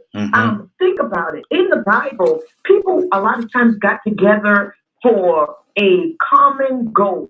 Like when Esther got to marry the king, what was her thing? She had a mission by God. She was mission. She had a commission why she married the king. Come on. And that was to save her people. So what is it that is bringing the two of you together, past looks, past money? Women got a big thing about money and looks. And we need to get over that. Yeah. Because you can build together. You can build money together. You know what I'm saying? So it has to be something more. I want to be with someone that has the same type of, you know, vision that I have. I'm a giver. I could not marry somebody that didn't want me to be a giver. Yeah. Because it wouldn't work. So you got to figure out, do you and that person have enough in common that you can come together, work together, and build something beautiful with each other, and also have an effect on those around you? That's me. Exactly. That's good. Leonard, talk to me, brother. I was always, you know, listening to people when it comes to relationships, and as far as, you know, my opinion is, people that are not trying to be their best are not people you should invest in. I mean, I don't know what's so hard about being a decent person, unless you're just not a decent person. I mean, there's a lot of things that women can look at and show that the man ain't a decent person. But like Miss Cassandra said, if he look good enough and he smells good enough, a woman will go along right there with it. You know what I mean? Okay. Hello? Yes, I'm here. So you have to, you know, when I hear people talk about this, that, and the other, one thing you fail to realize, you're not in those relationships. So why would you use somebody else's statistics about their relationship to determine how you live your life and how you form relationships with people? I mean, what the divorce rate? I don't care nothing about the divorce rate. I really don't. What does that have to do with me? What does that have to do with me? What does anybody else's marriage have to do with mine? So when, you know, a lot of people are always trying to compare this and compare that, look in the mirror every day and see what is one, do you think somebody could deal with you every day? And if you think that there are some shortcomings, work on those things. That's what's going to keep somebody with you. That's good. You know, you will try to do the best you can. Everybody make mistakes. And mistakes ain't always have to do with infidelity. So, you know, a lot of people have to, you know, you should judge yourself first, because one, it's not it just gets easier or what have you or anything like that. It's just, what did you want to do in the first place? Exactly. And let's talk, Badger, let's talk about communication. If a person, if one person, and it goes back to a background and upbringing, because some people come from a household where they're not so loving and so they don't communicate with each other, and everybody's in their own little corner. But somebody else come from a family that they're all inclusive. They sit around the table, they talk about different things, they discuss family issues, and you get and these two people get together from two totally different backgrounds. How can you bridge that gap? Because one person is so withdrawn, Badger, they don't talk a lot. So how do you bridge that gap to make sure that it is a collective communication, if you will?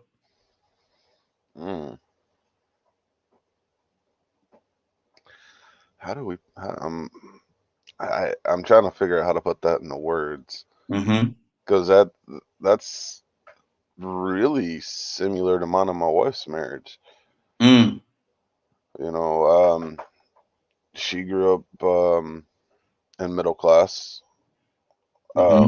things like that. In a lot of ways, she's opposite, but in a lot of ways, we're similar. But her approach on things is the opposite of mine in many situations. But because she has a different viewpoint than I do, we'll sit there and talk about and discuss it. And it also feels like it helps us make a clearer, more well-rounded decisions. Yeah, more well-rounded. I heard in the background. I heard him back there.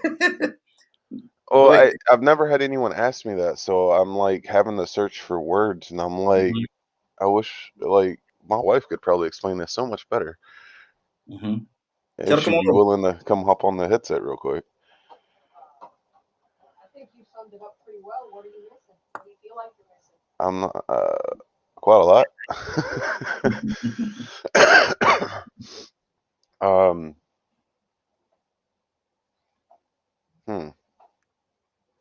What was the question? Hold on. I'm gonna let her hear your question. Okay, good deal. While he's doing that, Sheila, what do you say to that? Why he's getting her prepared and changing the headsets? What do you say to that? How do you bridge that? It's about, even though, differences is what makes us great. You know what I'm saying? Differences is, you don't have to be the same person in order to be married to somebody. You don't have to have the same viewpoint. You don't have to look at things the same, because the difference is what really make us who we are. I like with the guy I'm trying to date now, he is more reserved, quiet. He don't talk. And if y'all know me, I'm out there. What?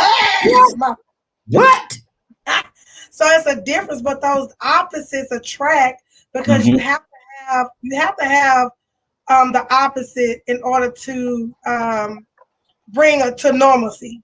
Where you can talk about things and you can do things, and he brings out the quietness in me, and I bring out the loudness in him. But at the same time, we're able to discuss and talk about stuff to make it fun. We both have kids, so it I don't know, it just makes it, it just brings out, the opposite doesn't mean you can't be together and it's going to be a problem. It just means you have a different way of thinking. And if you communicate, which, that's one of them good words, things will be better. And I brought out one thing I had said in a private chat, that, a lot of times Christian women are taught that it's better to marry than to burn. Fornication versus marriage. You ain't supposed to be out here fornicating, so you need to go ahead and get your wife. Same thing with preachers and deacons. They tell me, it's better for you to marry than to be sitting up in this church fornicating and committing adultery and all these other things. And I love it when the sister was saying, "You don't own me," because that remind me of the First Wives Club. They were singing, "You don't own me," because that's one thing that you have to understand, that when you're married, there is no ownership. It's we coming together as one to make this work. Whether I'm talkative or non-talkative, whether you outspoken or non-outspoken, whether you're extrovert or introvert, you can make those things work by being who you are because you fell in love with them for a purpose. That's good. That's good. Ms. Cole, are you there? Yes, I am. Okay. What the breakdown in communication? If there's one person that came from a very outspoken type family household where they talked all the time, discussed different things around the table and all issues of life, and then you have someone that came from a withdrawn household that didn't communicate with each other very often at all, pretty much went their own way. How do you, if the two people from the two households came together and married, how do you bridge that gap so we can have a common place or a safe communication, if you will? The one who does the most of the talking would need to put more effort into listening, and the one who does most of the listening needs to put more effort into talking, because the whole thing is built on healthy communication, but part of that means you're listening to the other person too. That's good. That's good. Yeah, we're gonna get you to do a class on that. We're gonna get you to do a class. I think you knocked it out the park. Okay. Good deal. Good deal. Kay, what's on your heart, Kay? I agree. And I think that communication, it goes both ways. You have to be able to communicate. Communication is key to any relationship. Marriage, friendship, you have to be able to communicate. You have to have trust. Wow, that's good. That's good. Rico, talk to me. Yeah, you got to have good communication and understanding. You got to, you know, like I said, if you don't want to be a statistic, you know what I'm saying, you want to make sure you're there for your children and have that long sustaining marriage. I mean, we all have an idea of what a successful marriage is. You know, I think when we first get married, we have in our minds, I don't say we because I'm not married. When people get married, they have this idea in their mind of making it to the 50th anniversary, the 25th anniversary, the picket fence in the pool in the backyard, you know, going to the children's graduation and stuff like that. I think people have that idea in mind, but they only have that idea in mind. They don't know what it takes to get to that point. And so, you know, if you had to sit down and ask them what would they have to do to get to that point, they probably wouldn't know where to start telling you that. They'll probably start talking about the financial end that would, you know, it would take to make a marriage successful or whatever to survive. But just the different things to be able to cooperate with each other. Sometimes make a sacrifice. What about being thoughtful, understanding that you are moving as one unit. Even though y'all might move separately in different directions each day going to work or whatever, you still got to make sure you are living your life with the respect of the other person in mind. How would they feel about this? Would they be cool with me talking to this person? Would they have been okay with me saying this? Would I have said this if they were sitting here? Do you consider their feelings that much when they aren't around? It's a whole lot that goes into wanting to be married to somebody and have a successful marriage. Exactly. Cassandra, have television messed up our whole mind or concept of what marriage should be? It can if you let it, if you allow it. Because many marriages have been destroyed on these different shows like Housewives of Atlanta and Housewives of this and Housewives of that. First of all, those women are not housewives. they are TV personalities. Most of them are entertainers. So they're entertaining. But what happens in a lot of those relationships is they start communicating stuff on TV that they shouldn't, and then you end up with a whole bunch of divorces. Just check the statistics of how many of those women end up getting divorced after being on those TV shows. What you communicate to people in public needs to be something totally different than what you are communicating to your husband. What happens between you guys, your conversations, your sex life, all that, that is not the world's business. That's really not even your girlfriend's business. And women do it. I know we do it. So you even need to be careful about when you do that, because I've known a few people that lost their husbands to close friends. Woo! Yeah. For communicating. Friends. So you have to be very careful. Oh, you have to be really careful how you put stuff out there. Mm-hmm. And like I said, I've done women's ministry for over almost 40 years. And I've heard every story under the book. And usually it's something to do with communication when it comes to women. They've said something, they've done something that have triggered that man a lot of times, not all the time, to doing some of the stuff that he does.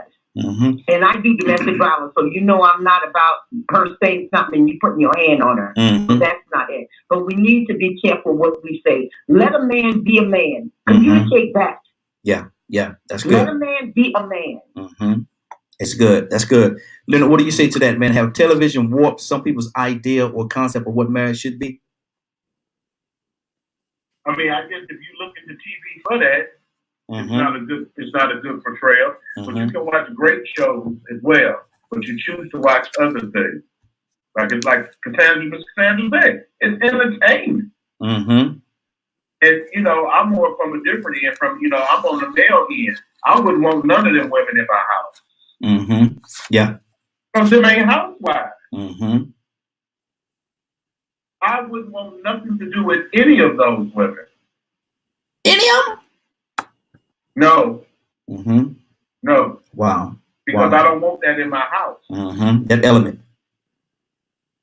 Yeah. Mm-hmm. I don't need that in my life. That's just not something I desire. So I think that people need to really look towards loving relationships of people that actually have married relationships that have lasted. That works. Exactly. That's good. Sheila, I'm going to ask you a question. We can pull back some layers here. How often is it, and Badger, coming to you next, how often is it that a lot of time people go into marriage as a form of cover-up of a lifestyle that they don't want people to know that they have? You know, but I don't think that happens too often right now. I mean, you got the LBG, ABCDF, GHI, LMNOP, ZRMM, SSTW community. Oh, okay. Okay.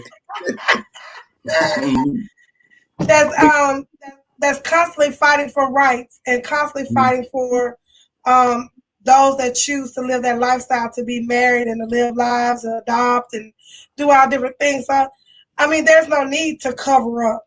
Now, if you go back a couple of years, back when it was not accepted as it is now in society, where people would marry, you had your download brothers, I think.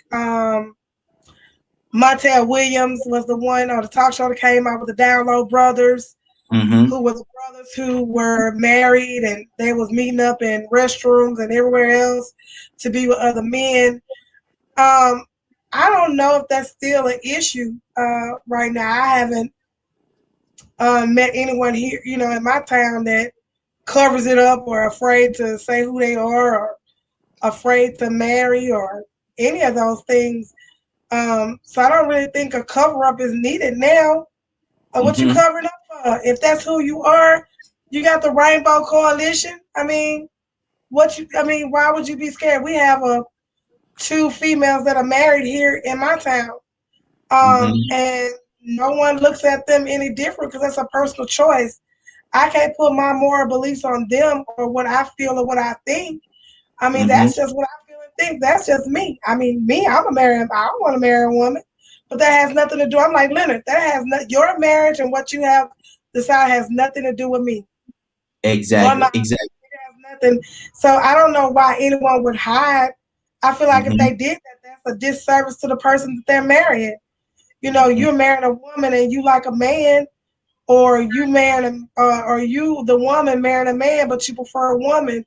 I feel like that's a disservice to the person that you're marrying, and they should be able to figure it out, though. I mean, good deal. Let me see. We got that hideable. Good deal. We got a few people on the phone. I want to touch the phone lines as well. We got somebody from the 404 area code. What's your name? Where you calling from? Good morning, sunshines. It is Anna. I got the last bit of this topic. Good morning, young lady. What we're talking about is should you marry till you get it right? Should you marry till you get it right? 2, 3, 4, 5 times. Should you continue to get married until you get it right? What do you say to that? Okay. So, in respect to many people, and there are many opinions on this, because, there's different opinions on this, right? Mm-hmm. So I will start by saying this. When you're fornicating, you've already married that person. Let's take it to the Bible, right? So you've already married that person, whether you want to say it or not, because before, in old times, there was no marriage, right? You just were together, right? So I will say that.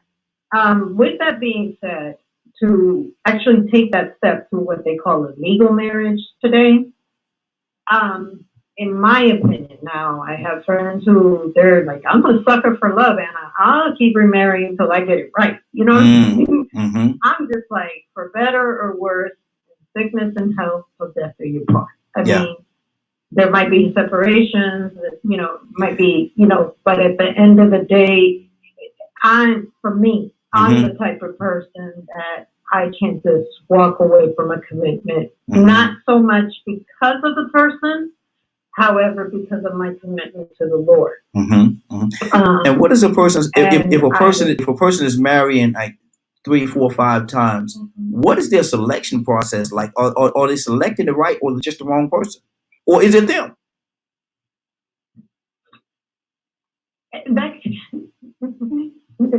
That can mean a lot of things, because I met some of the most beautiful people that told me, Anna, I'm just a sucker for love, and I'm just like, okay, because I have other friends that maybe, or family members that maybe they got married one other time, and they were like, I absolutely love that person. That was my first love. However, we were just not compatible. We were too young. You know what I'm saying? And it happens, and now they're with their mate that they've done through sickness or health, so death do us part, that type thing.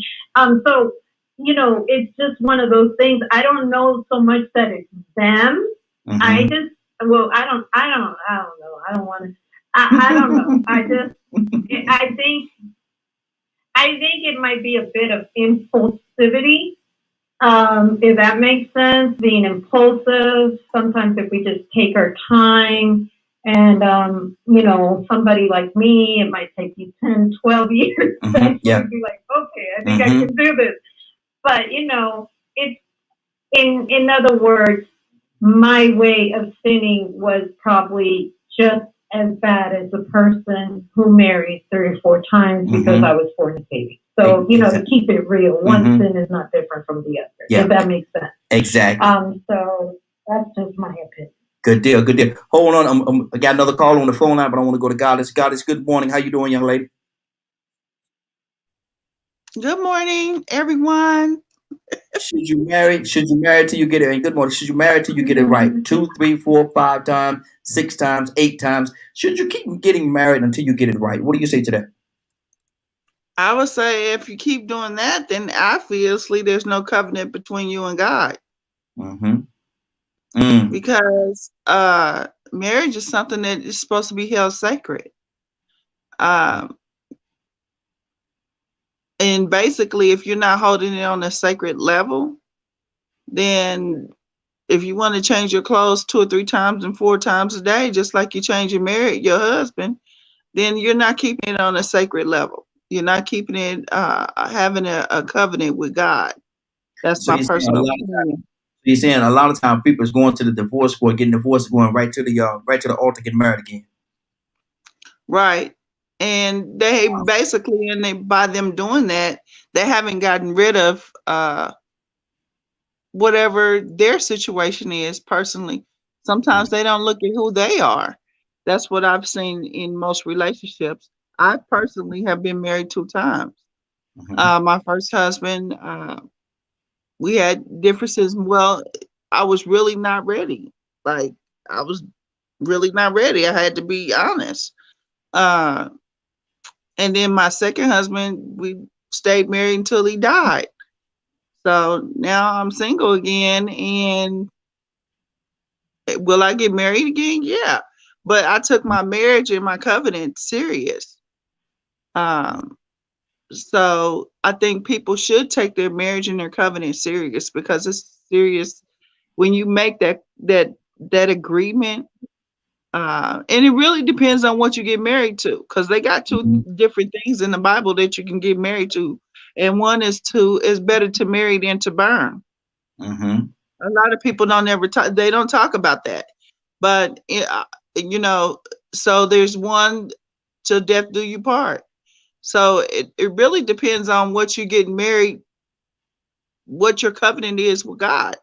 So if you marrying, better to marry than to burn because you just out here fornicating, then I don't know, you know.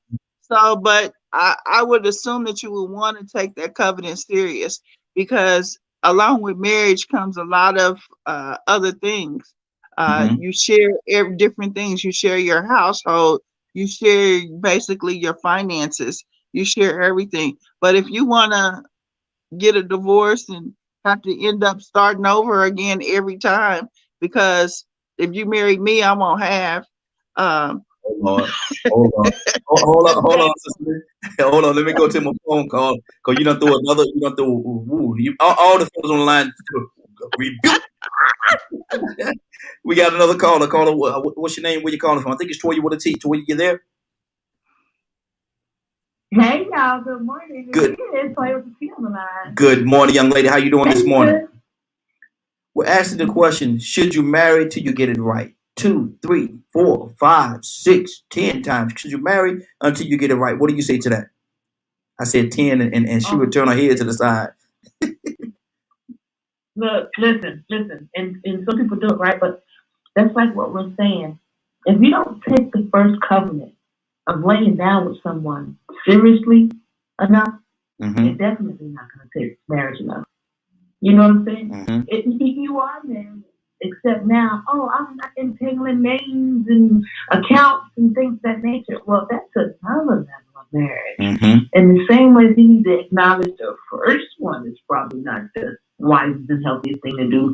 You know, there's the second. I don't think you should operate out of emotion with marriage, and you clearly don't get it if you're getting married multiple times. You don't get what are you getting married for? To appease other people? Because you're not doing it to appease what is the reason for you to be able to get married, you know? And when you look at all those guidelines or those listings on what God says about getting married, don't just use a marriage, because that's what we do. We use a marriage so we can have sex. Exactly. Yeah. There's a whole host of things that goes along with marriage and what you're supposed to be doing as a man and as a woman that we just leave out, because we want to pick the steak and leave the potatoes and string beans on the plate. You know, so no, we need to acknowledge first the art of marriage, you know, laying down, getting together, period, point blank. That's the art of it, right? Like, that's what it's all about. When we do that, it's the same thing. So if you cool with having a high body count, 7, 8, 9, 10 folks, then go ahead and get a legal one too. I mean, hey. Wow. Shira, what's on your heart? Badger, coming to you next. It was a Facebook user that asked a question, and I kind of want to address the question a little bit. The question was, how many times can you find Mr. and Mrs. Right for you? Like, how many times can you have a Mr. Right or a Ms. Right? You know, and the way I want to answer that question is, you got to think about it. Deception is real. Nobody presents their real selves to you, and you never know the real person. And when you get married and you find out who some people are, and they are not good people. I mean, I can speak from my experience. You know, I married a best friend of mine that I knew all my life. You know, we grew up together. I knew when we got married. Never knew that he was abusive. Never knew that he was the type of person that he was. So in that, I got a divorce. And so I evaluated myself. I said, okay, well, what make you keep choose this type of person? So I went totally opposite of that person. I went to an educated man that has a degree in chemical science or engineering, a person that had money, a person that was totally different from what this person was. I took time and got to know this person. We dated, I want to say about 2 or 3 years before we got married. And when we got married, come to find out he had some mental issues. You know, he had schizophrenia, bipolarism, and all kinds of stuff that caused him to become violent. That was never shown because he kept that a secret. He kept that hidden. You know, you never know who people are until they show their true face. So I just, you know, for as me, like how many times can you meet Mr. Right or Mr. Wrong to turn out wrong? It could be a lot of times. Mm-hmm. And to go with what Goddess was saying, bag lady, you got too many bags. You have to heal yourself. I'm not one to say that you get a divorce and you turn around and get married a month later, unless you've been dealing with this person through your marriage. Exactly. You got to heal. You have to look at yourself and say, well, what am I doing to get these type of people? What's in me that's causing me to be attracted to some of these type of people? And so you have to self-evaluate yourself. So I really believe in love. I'm like Anna, I'm a hopeless romantic. I believe in love. I believe in flowers and candies and all that good stuff. And, you know, I still seek that out. I'm a young woman still, you know. So even though, and just like Goddess was saying, she lost her husband. Mm-hmm. So there's still someone out there for her if she chooses to look and search for someone. So I don't think it's like, oh, well, you meet this one person, this is the only person that's going to be with you for the rest of your life. You know, some people meet that and they end up getting old age and dying, and that's beautiful. But I do believe that you should marry it, you know, and I'm like, it's better to marry than a bird. It's better to marry than being out here fornicating and putting yourself out there to diseases and different things. So be careful who you choose to mate up with, because that's what your lifestyle gonna be like. Exactly. Badger, what's on your heart? Man, what's the question? Let me throw this right here at you, man. Now, how long should you date before you even consider marrying this person? Ooh. Well, for me and my wife, we dated for about a year, but we just knew. Mm-hmm. So I think a lot of it depends on the individuals. Well, unfortunately, I'm going to have to go back to what I said. You know, it depends on where the two people are at emotionally and mentally, because they might be getting together. You know, I was talking to my wife about it, you know, and it's hard for us to grasp because we just don't think that way. You know, that, you know, well, I'm going to marry this person because they smell nice. Well, what happens when the next person smells nicer? Mm-hmm. You know, so are you with them because of a material thing, or are you with them because of the emotion? Mm-hmm. Mm-hmm. So, I think a lot of people need to weigh that. Unfortunately, I don't think it's taught in this society to weigh things from an emotional standpoint or a positive thought process. Mm-hmm. You know, they think it's absolutely normal to go out there and fornicate and do all these other things and stuff like that, and you know, it's acceptable. Mm-hmm. And unfortunately, all of us, to a degree, let it slide. Mm-hmm. Mm-hmm. We'll either say that it's not our business or just don't do enough to try to put out decent thought processes enough. Mm-hmm. Mm-hmm. Exactly. Let me go to Cassandra. Cassandra, Steve Harvey had this thing that he put out there talking about the 90-day rule. I think it was the 90-day rule that he put out there. And I think it could be a good thing. But my thing is just right here. If a person did not wait that 90 days and they brought that form of interaction into the relationship, could that cloud them in thinking that, you know, this is the one for me? Could that physical thing cloud their whole judgment? Absolutely. You know, I mean, that's a good idea. My thing is, my cookies are so special that I just don't want everybody to have my cookies. Lord, my Jesus. I'm trying to clean it up. And I don't want everybody to have my cookies.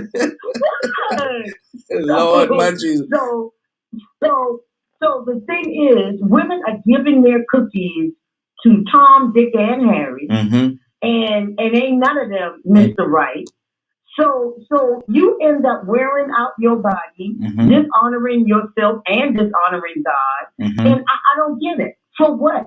For 2 minutes of pleasure? No, 1 minute. Good Lord. 50 seconds of pleasure. And it doesn't make any sense to me. I'm not going to do that. That's just me. And like y'all know, I've been celibate now for 21 years and going to stay celibate until I know that it's my husband. That's it. Bottom line. Point blank, bottom line. You're not going to get the cookies. Bottom line. Cassandra, I got to say something to you. I wish you could have seen just now. When you said you've been celibate for 21 years, God's eyes got stuck. And I think they still stuck. They got wide open and they were stuck right there. I'm man, look here. Look here. She forgot she was on video because them eyes got wide open. But that's usually a reaction. You know, that amazes me, Goddess, because that's usually the reaction that I get from Christian men and women when I say I've been celibate 5 years, 10, 15, 20, now 21 years. But it should be the normal. It should be normal because if you're not married, you should not be having sex. Yeah. Bottom line. You know, but it's a personal choice. Everybody has to make their own choice. I've made up my mind that I'm going to stay celibate because when I stand and teach and preach to people, I want to be truthful. I want to be not a hypocrite and saying y'all shouldn't commit fornication because the Bible says so, but I'm going to get mine tonight. No, what kind of mess is that? Exactly. And what's on your heart, sis? Talk to me.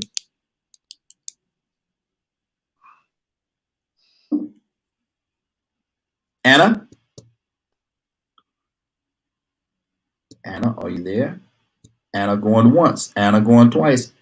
Anna, wake up and go to sleep. Goddess, talk to me. I agree to a certain extent. I did that celibacy thing for like 3 years. 3 years. And baby, I promise you it was tough. And then one day I had to let my hair down. I'm not gonna lie, I had to let my hair down. And personally, I think you forget over a certain time of a man's touch when you become celibate for so long. And with that being said, I'm with that holding your cookies and not giving your cookies away. I'm with all that, you know, because my cookies are very, very special.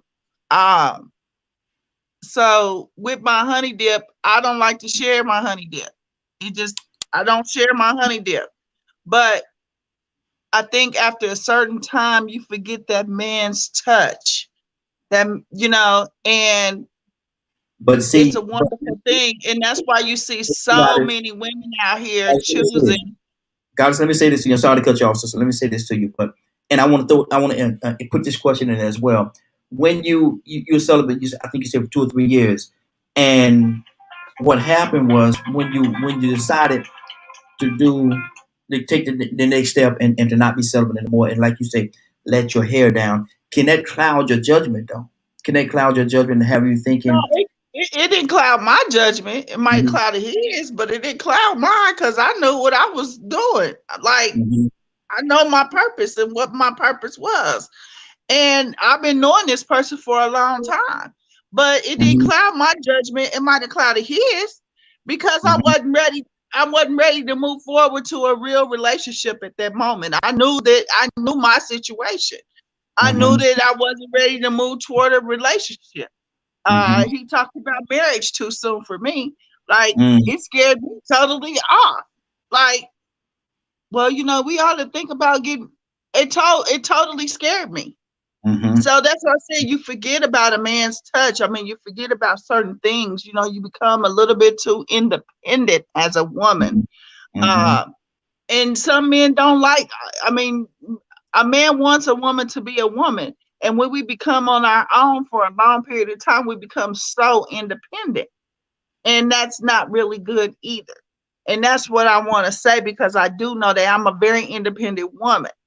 Like people was calling me yesterday, are you worried about your heat going off? How are you doing? You know, like, look, I got a kerosene heater, brand new, and I got a generator. I'm good.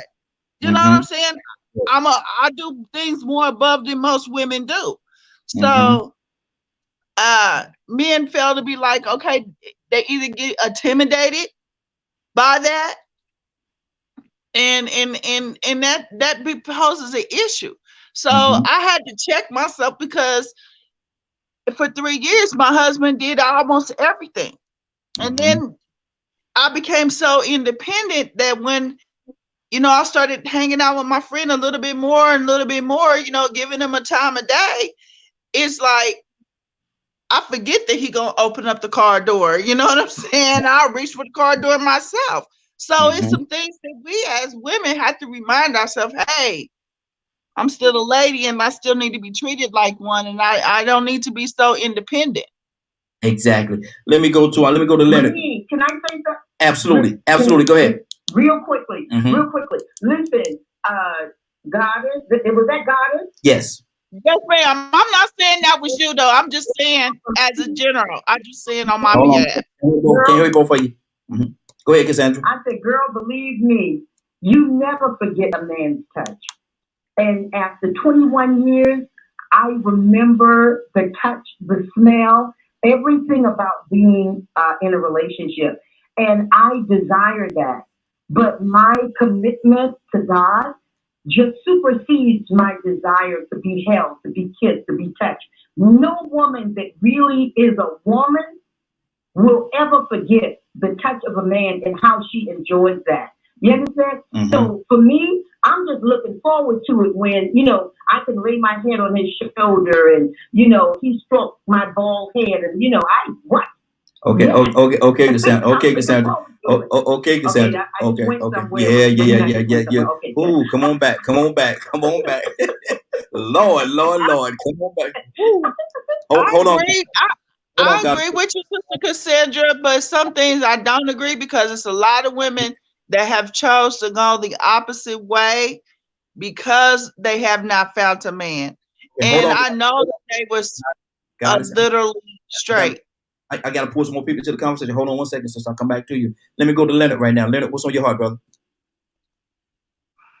I love the way Miss Cassandra explained a little while ago about value, because it was something that, you know, I used to teach a lot and talk to people of, especially females. If you don't really respect what's going on or not aware of what's going on, you're going to get taken advantage of. And then your most precious gift, you're no longer going to have to carry to the altar with you. Come on. Because if you ever wanted to impress a man, be the first one that you allow to have sex with him. That was the most valuable and prized thing about having a woman in the first place. It wasn't the fact that you were a doctor, a lawyer, or whatever that was.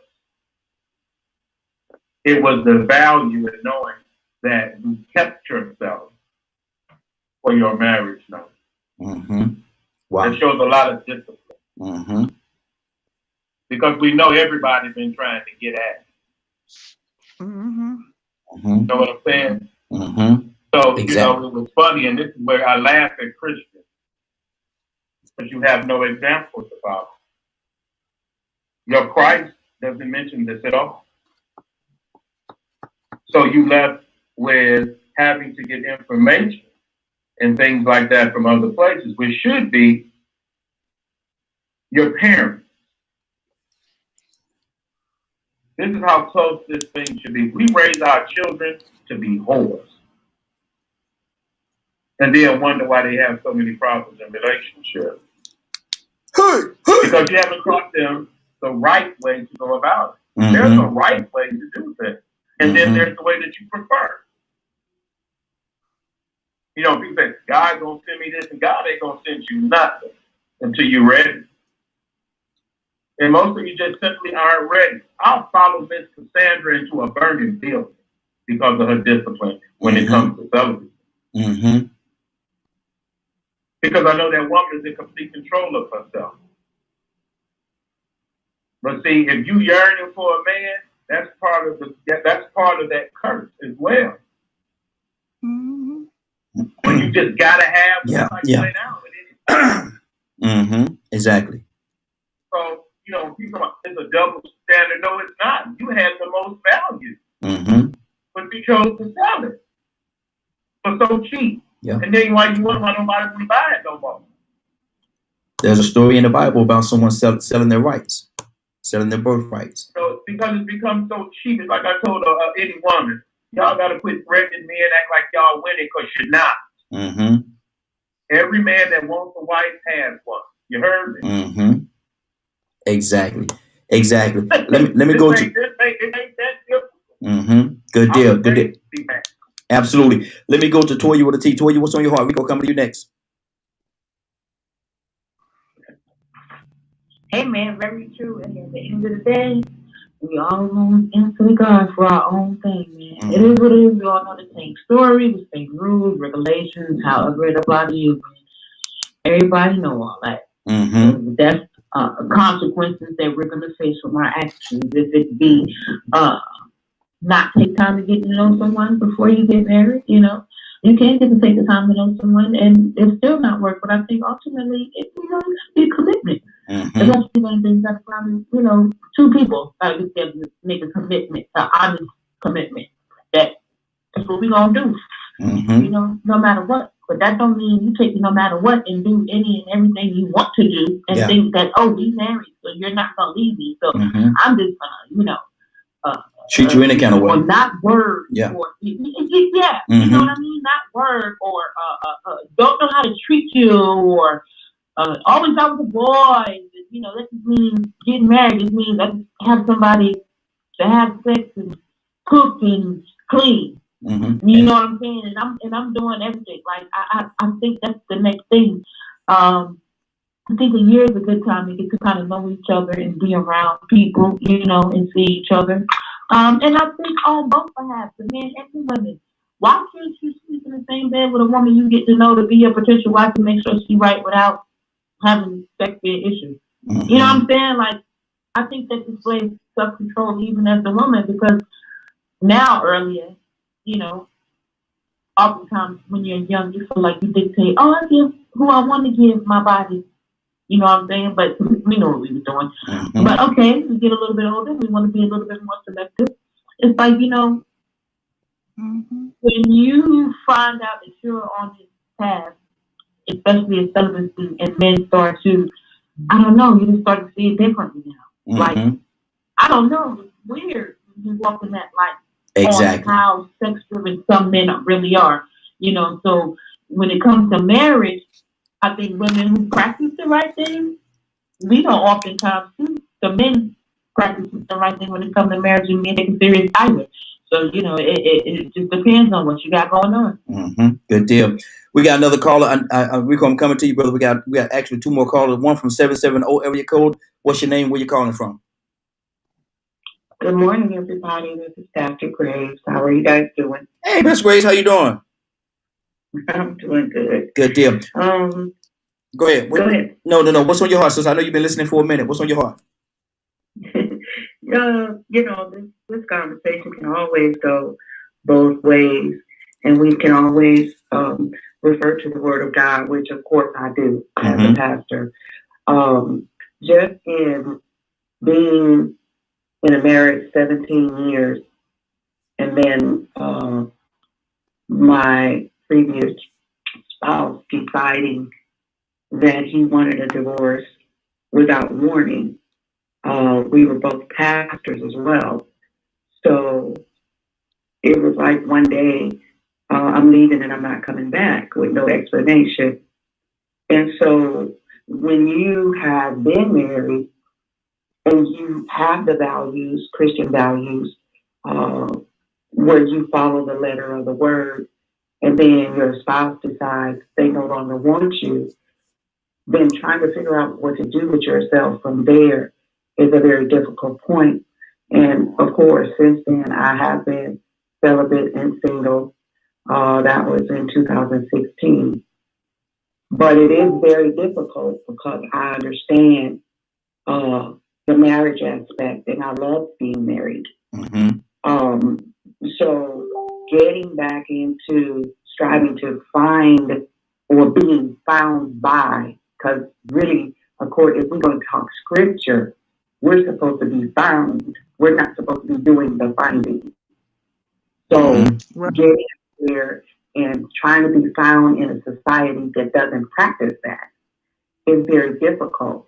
And then when men have their pick of the litter of who they can sleep with, unfortunately, they tend to unconsciously or consciously throw everyone in that category.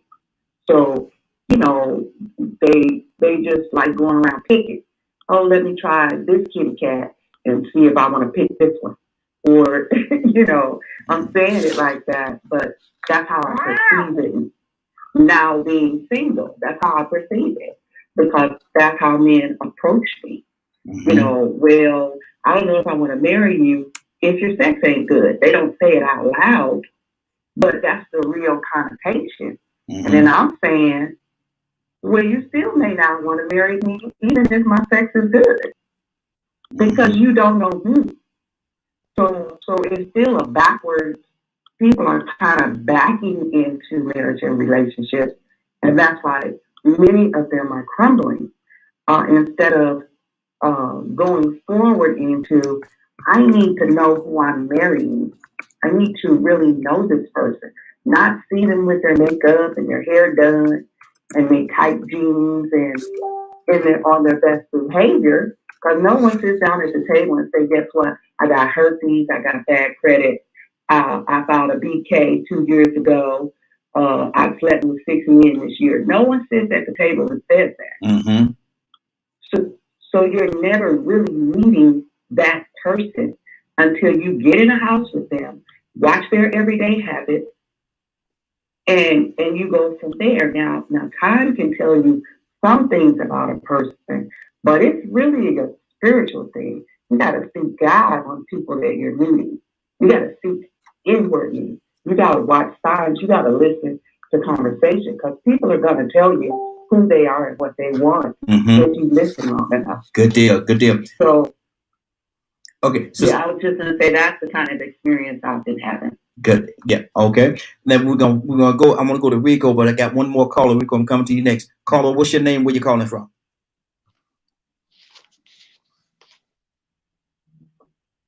Caller, are you there? Yes, sir. Yes, sir. Yes. I've been on this phone waiting on you for so long. Now you finally come. Praise God. Ooh, ain't he good? Ain't he good? Ain't he good? So, what you got going? We're talking today. We're talking about marriage, and should you marry till you get it right? Should you marry 2, 3, 4, 5, 10 times until you get it right? Bishop, what do you say to that? No. No. Why not? When Mr. Right or Mrs. Right comes your way, then hey, you know we got this ain't some kind of game. I'm gonna marry her. If it don't work out, we're going to the next. And people don't understand. Emotions are involved here. It's easy for some people to pack up and move on to the next person, but it ain't easy for the person that's in a situation with you. So you got to take that into consideration, you know, before you say I do, knowing to realize you just did. Think about it and work towards making the relationship great. And biblically, nobody knew their wives. The fathers had to go and get some woman for these cats to marry. And I don't see in the Bible where they've been breaking up and they're going on and getting somebody else. So, you know, age women are supposed to teach these young women to love their husbands and to love their children. Everybody wants to be able to afford to evangelize and pastoring and wearing all these titles, but nobody's trying to teach these young daughters how to govern themselves. And by the grace of God, my wife and I have 3 daughters and 3 sons. And each one of them, I told them who they are. I told them what's good about them. And I say, you don't need a person. You don't need a man or a woman to validate you. You validate yourself. Now, when that right person comes along, y'all sit, you talk, you learn each other. Then you cross the threshold. But you still got to learn after you say I do. Because we don't live together. We don't sleep together. We may pass gas in the night. while I'm sleeping and run me out the room. You may snore like a bear. I don't know, but it all depends on once we get to that point where we're mad now. Exactly. That's good. Now, Rico, let me ask you this question. Where are we taught? Where are we taught how to be a spouse?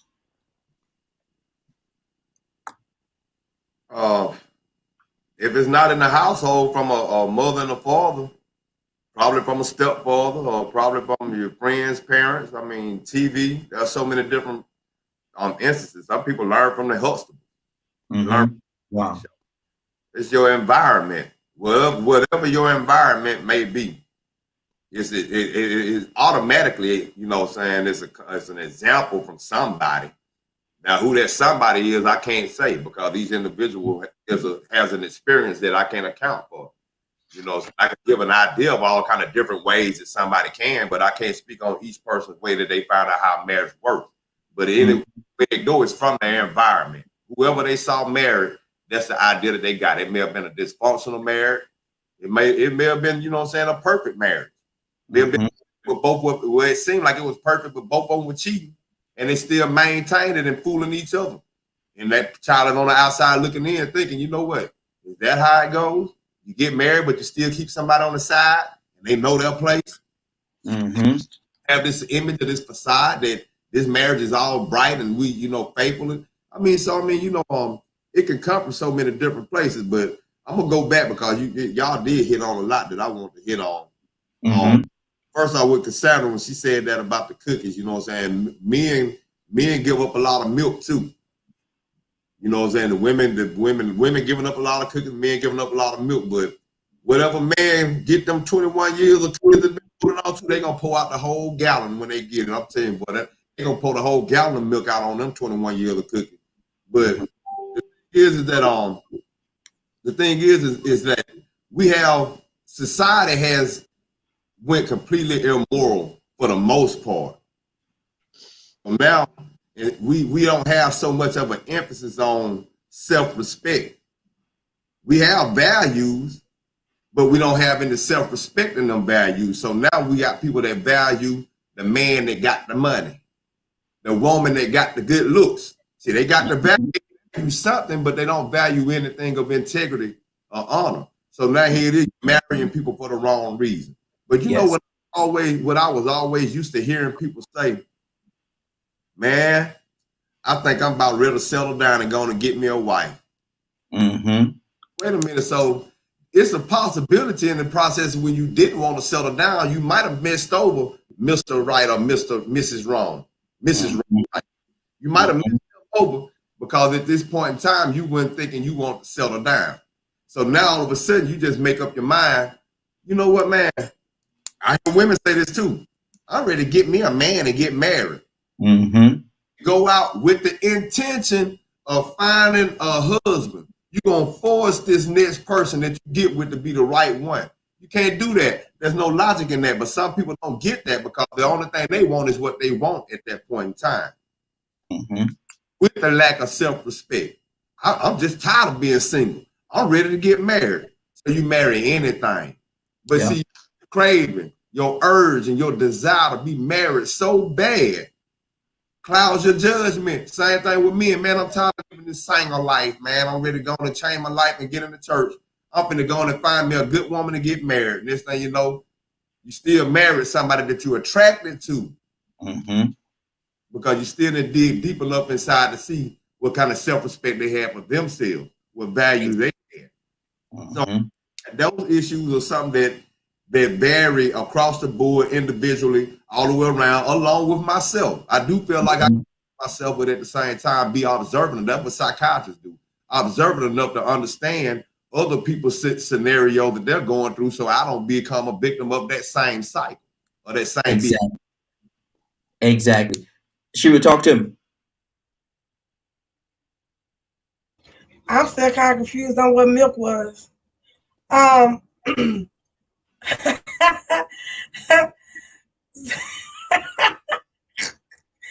But anyway,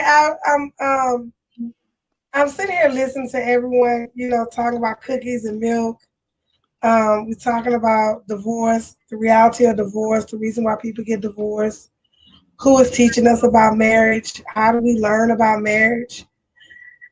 And the honest answer is the way you learn about marriage is through the Word of God. And that's the only true way to learn. And if you don't have anyone that's telling you to go to the Bible to really research and learn what true love is, because love is kind, love doesn't hurt. If you go to that scripture, it gives you the true definition of what love is. And I asked my kids, it was funny because this coming up, because yesterday I had a conversation with my children, because I often tell them that you are your brother's keeper and you are your sister's keeper. So I asked them, what does that mean? And then I asked them, what is love? And they gave me examples of love. I said, but no, what is the definition of love? And how do you show love? Like, what does that mean? And for your brothers and sisters, for the opposite, because my two teenagers claim that they're in love with a boy. So I said, what does that mean? Like, what does that look like?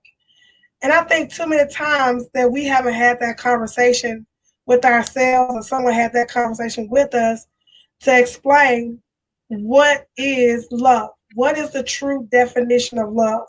You look at Webster, love is an emotion, a strong emotion. And if you look up hate, hate is the same thing, a strong emotion.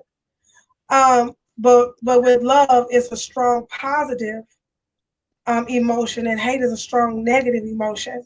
So until we understand the true meaning of love, and we understand what it means to be in love, we don't need to be talking about marriage. Because you don't have that strong foundation, like I said earlier, a strong foundation to where it's built upon. Like if you don't build it on something, love is part of that foundation, but there's other things that's in that foundation that need to be built in order for it to last. Just like for those people that's in construction. If I build a house on a weak foundation, I don't care how pretty the house is on the inside or how pretty the walls is. If that foundation is not strong, it's going to crumble time a storm comes. Even a light rain, it's going to fall. And too many times with our marriages, we haven't built upon a strong foundation. So when the storms of life come, it crumbles and falls. It falls in and it has no stability. It has because you done built it on sex, or you done built it on lust, or you done built it on, okay, like we're going to say, I'm ready to get married now.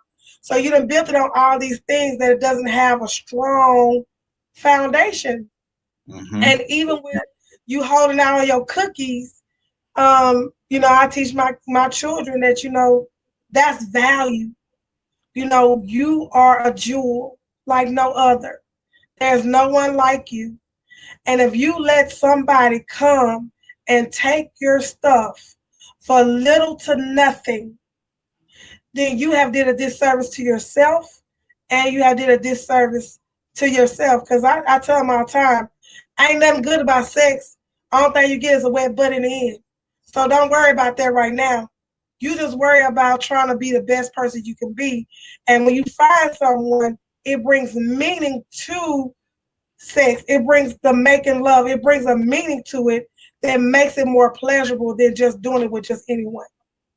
Good deal. Good deal. We're gonna go in this order right here. We're gonna keep everything rolling. We're gonna go Badger, Cassandra, and then Toya. Badger, what's on your heart? After listening to everything today and stuff, and thinking about some of the things that are starting to happen, I'm actually worried about marriages in the future. I think that there's going to be so many laws on what a woman is allowed to do that they're not going to want to marry a man anymore. Because it's to have interactions with a man is going to be so stressful and so overwhelming for them that they're not going to want to do it. And it's actually quite scary to think about. Women have fought for so long, to have their ability to speak and have their rights and everything else. And now that, racism is being fought so hard, it almost seems like now they're just focusing on taking women rights away. And I think that's going to affect marriages a lot, and interaction between women and men. I just felt to bring that up because my wife brought something to my attention that I've tried to stay on top of, but after the experiences me and my wife gone through, it's terrifying. We almost made the choice to both of us to be celibate for the rest of our marriage because of laws that have been put into place. Wow, that's deep. Cassandra, what's on your heart?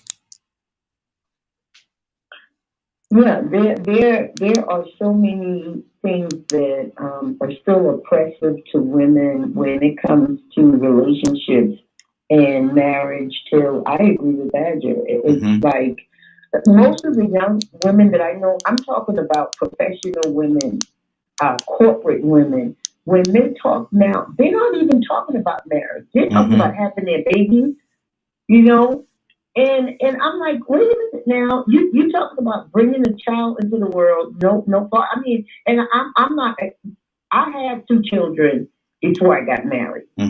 So I'm not talking down to you having your children, but I'm like, we've gotten so far away from what God intended from marriage. So what He has commanded, and I'm talking Christian women. They're talking about, well, my biological clock. I just want to have a baby before it's too late. Blah blah blah blah blah blah. And I have to shut them down on that. What are you talking about? Come on. I mean, these children need parents. Yes. There in the same house, helping them to learn what balance is. And we gotta get away from what is being shown to us. With the independent woman thing, we got to get away from that and say, what did God intend? What was His purpose? And we've gotten away from it. Exactly. I'm not gonna say too far that it can't return, but it needs to start turning around real quickly. Toya, what's on your heart?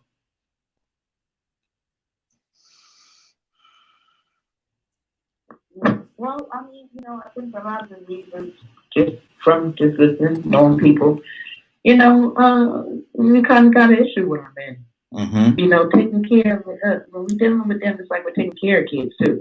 So I think we just opt out. Like, I don't want the headache of men. Just let me get the kids and just move on, because we might feel like, I mean, I know what statistics say, I know what studies show, but it seems like wherever we are, we're having this disconnect with the brothers or the men and what we feel that his responsibility is. And I don't think a lot of them are, you might be single, but you ain't got nothing going on. You ain't got no ambition. You ain't got no this. You ain't got no that. And before I deal with that, I'd rather just get the kid. I can teach the kid how to have ambition. I feel a little bit better about taking care of the kid and doing everything, and the kid not doing nothing all day than the man.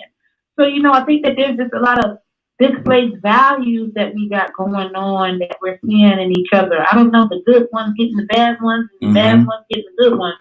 It's like we just can't seem to meet people where we are, and I think that's the disconnect. I think we all want love. I see a lot of these youngins, they might not be getting married, but they're sticking together because they have kids and stuff. Yeah. Like they business to not repeat a lot of them, and then some of them are.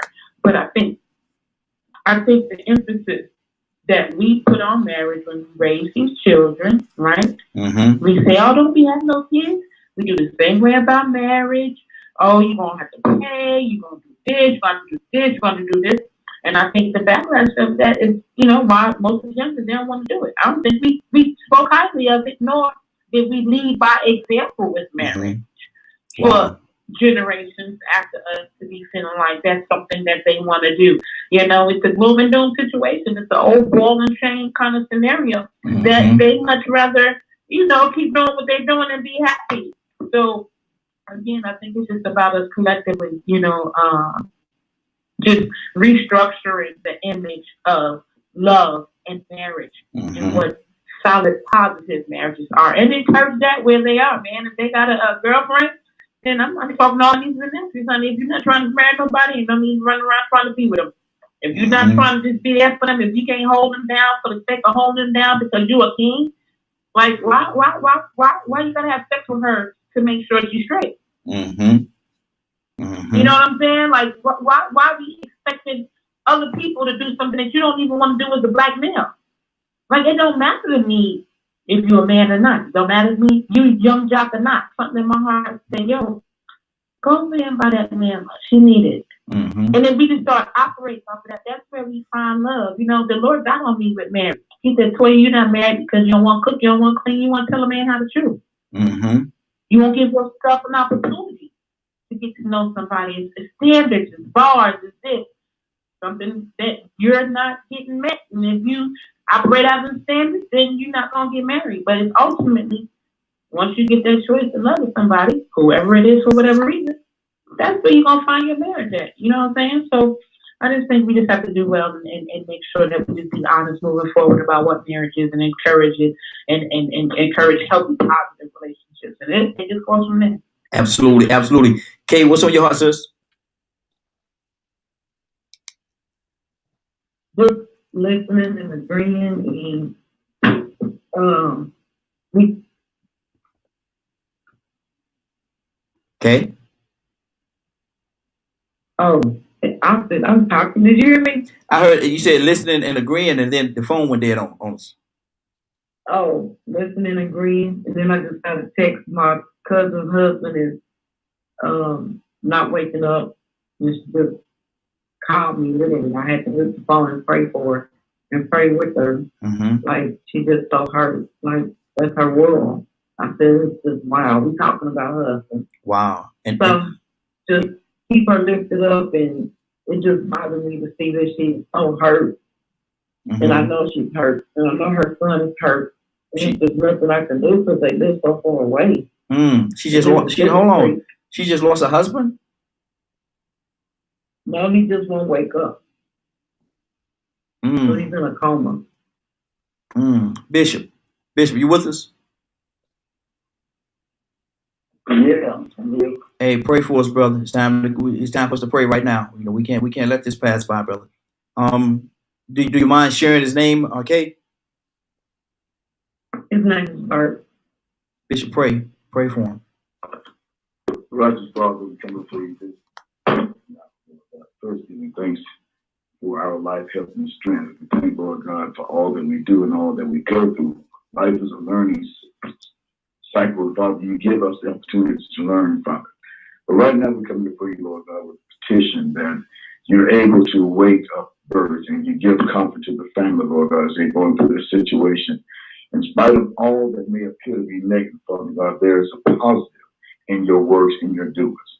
So, Father God, as we pray earnestly, Lord God, desiring that you hear our cry, and Lord God, that you pity our groan, that you open up the eyes of that individual, and that you comfort the hearts of those that stand with him, assuring them that you're on the throne. That you give life, Lord God, you cause the blind to see, the deaf to hear, the dumb to speak, that you're the Almighty, and beside you there is none other. So we ask this to be in your power and your grace, Lord God. In your name, Jesus Christ, we pray. Amen. Amen. Amen. Thank you, Bishop. Absolutely. Let's go to Leonard. What's on your heart, brother? Well, just excuse me. Listening to people really explain one of the things that is, in our opinion, a basic human right is to be married to someone that you love. If you're married to someone that you love, it's a lot easier. Not someone who you think is going to do anything for you or think about, what they have for you or what that type of thing is. I never go into marriage for those things.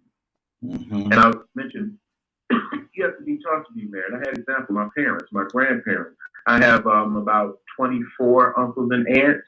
Maybe 2 of them are not married. My last aunt, we had an old aunt here, the elder that passed. She was with my uncle 16 years before he died, and they never were married legally. Mm-hmm. So it's about your commitment to the other person. And you know, I have a friend of mine who could be married if he wants, but he knows that there is an issue. If you can't see yourself doing everything for someone else, don't get married, because you're too selfish. You're just too selfish. Yeah. If you can't put anyone before yourself, do not get married. That makes sense.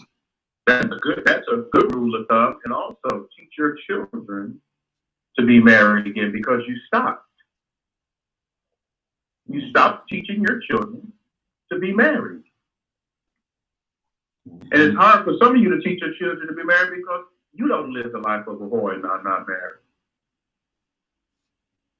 married. So that's the biggest issue, is how are you going to, you so-called Christians, going to do this?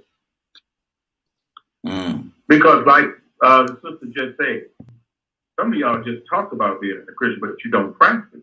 And one of those things about it is being a Christian has a lot to do with that commitment and being bound in holy matrimony.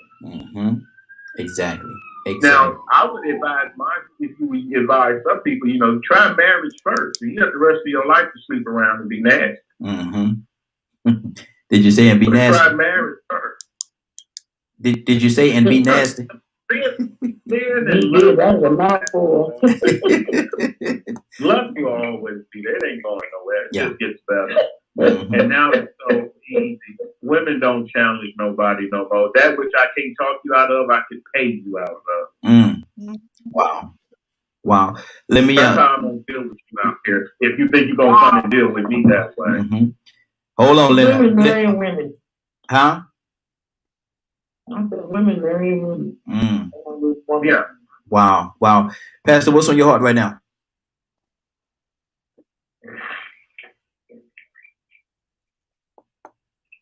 So, Daria, you there? Yeah, you said pastor. That could have been a couple of people on the phone. I'm sorry. I'm here. You know, of course, like everyone else, just listening. It's a couple things I heard. I would like to say something about. First, first thing, I'm a believer, because you know that word Christian got such a bad rap. It's just a word, really. And when I say that, I'm saying it in the sense of it's a word that we utilize to describe a certain sect of people, but it's not really just a word. It does have a great meaning behind it in the minds of most people. So the real ideology is, do you believe what you say you stand for? So I'm going to say I'm a believer because I believe what I say I stand for. And so I strive in every part of my being to live that way. In living that way, marriage is a part of my DNA because of that belief. It's not something I think about doing. It's not something I weigh or judge if I should or shouldn't do. It's something that I need to do as a believer in order to be lined up with everything else I say I believe. That's one thing. The other thing is, as Leonard said, marriage is a very, very unselfish relationship. It is the most unselfish relationship that you will probably have other than a parent and a child.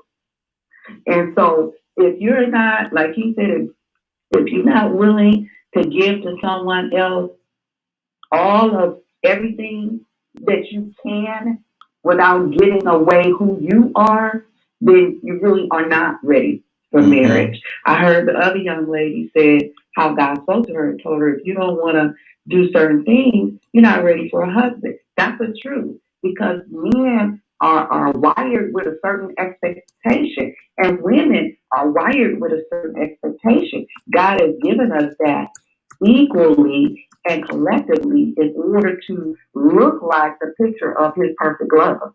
So if we are not fulfilled, then it's automatically going to create a problem in the relationship. And then the last thing I wanted to address is that,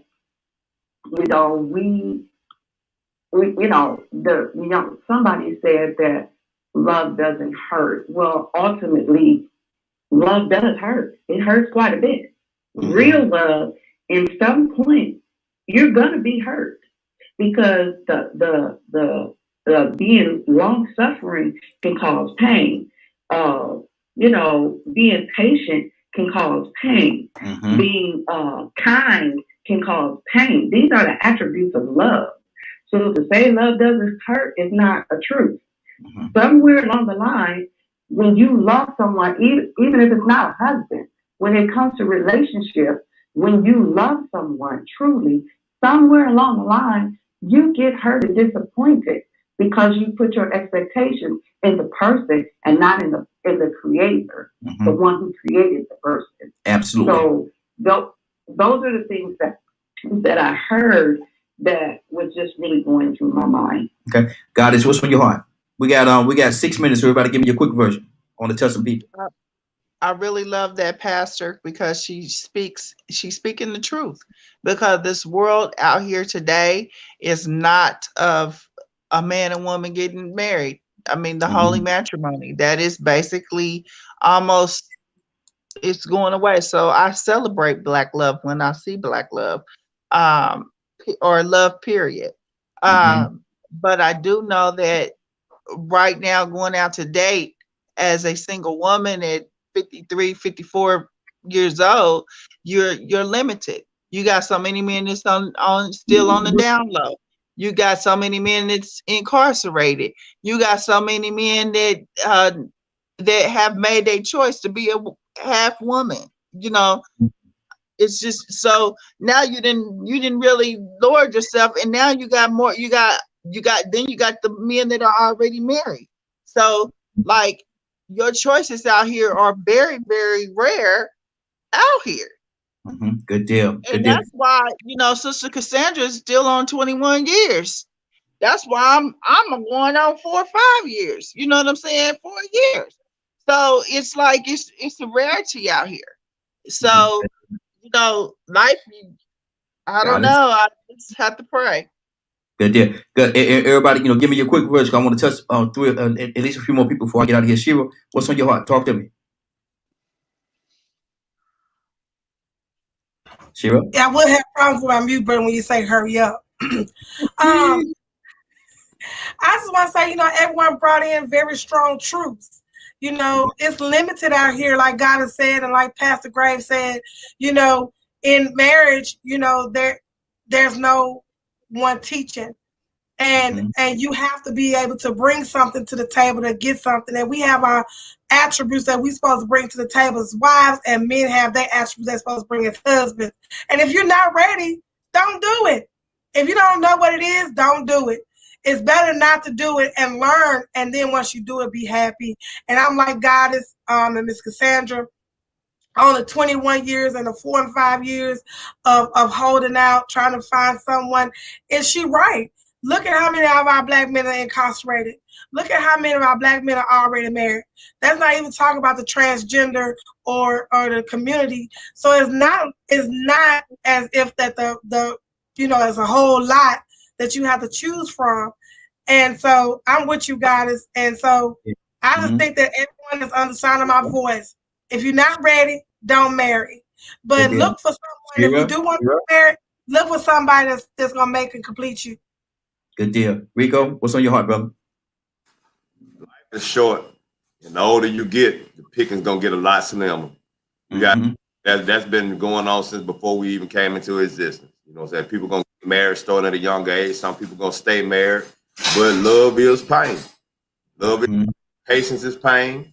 But the biggest pain about it is you might find Mr. Right, Mrs. Right, and go 50 years.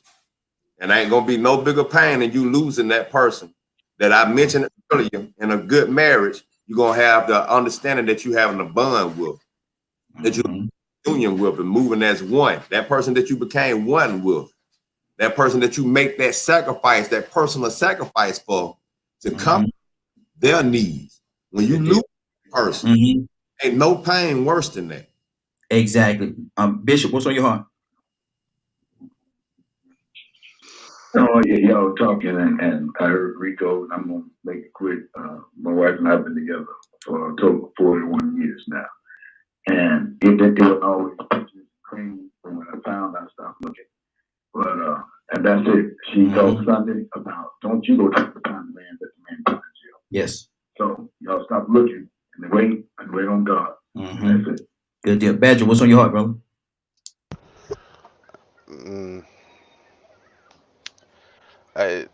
Listening to Goddess, and was it the other lady that was on the phone talking about marriage is not really existing anymore. It's scary when you start thinking about that and how far we've gotten away from it.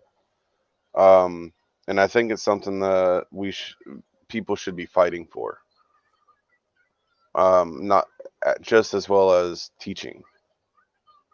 With all the things that are happening politically, it's gonna make it that much harder.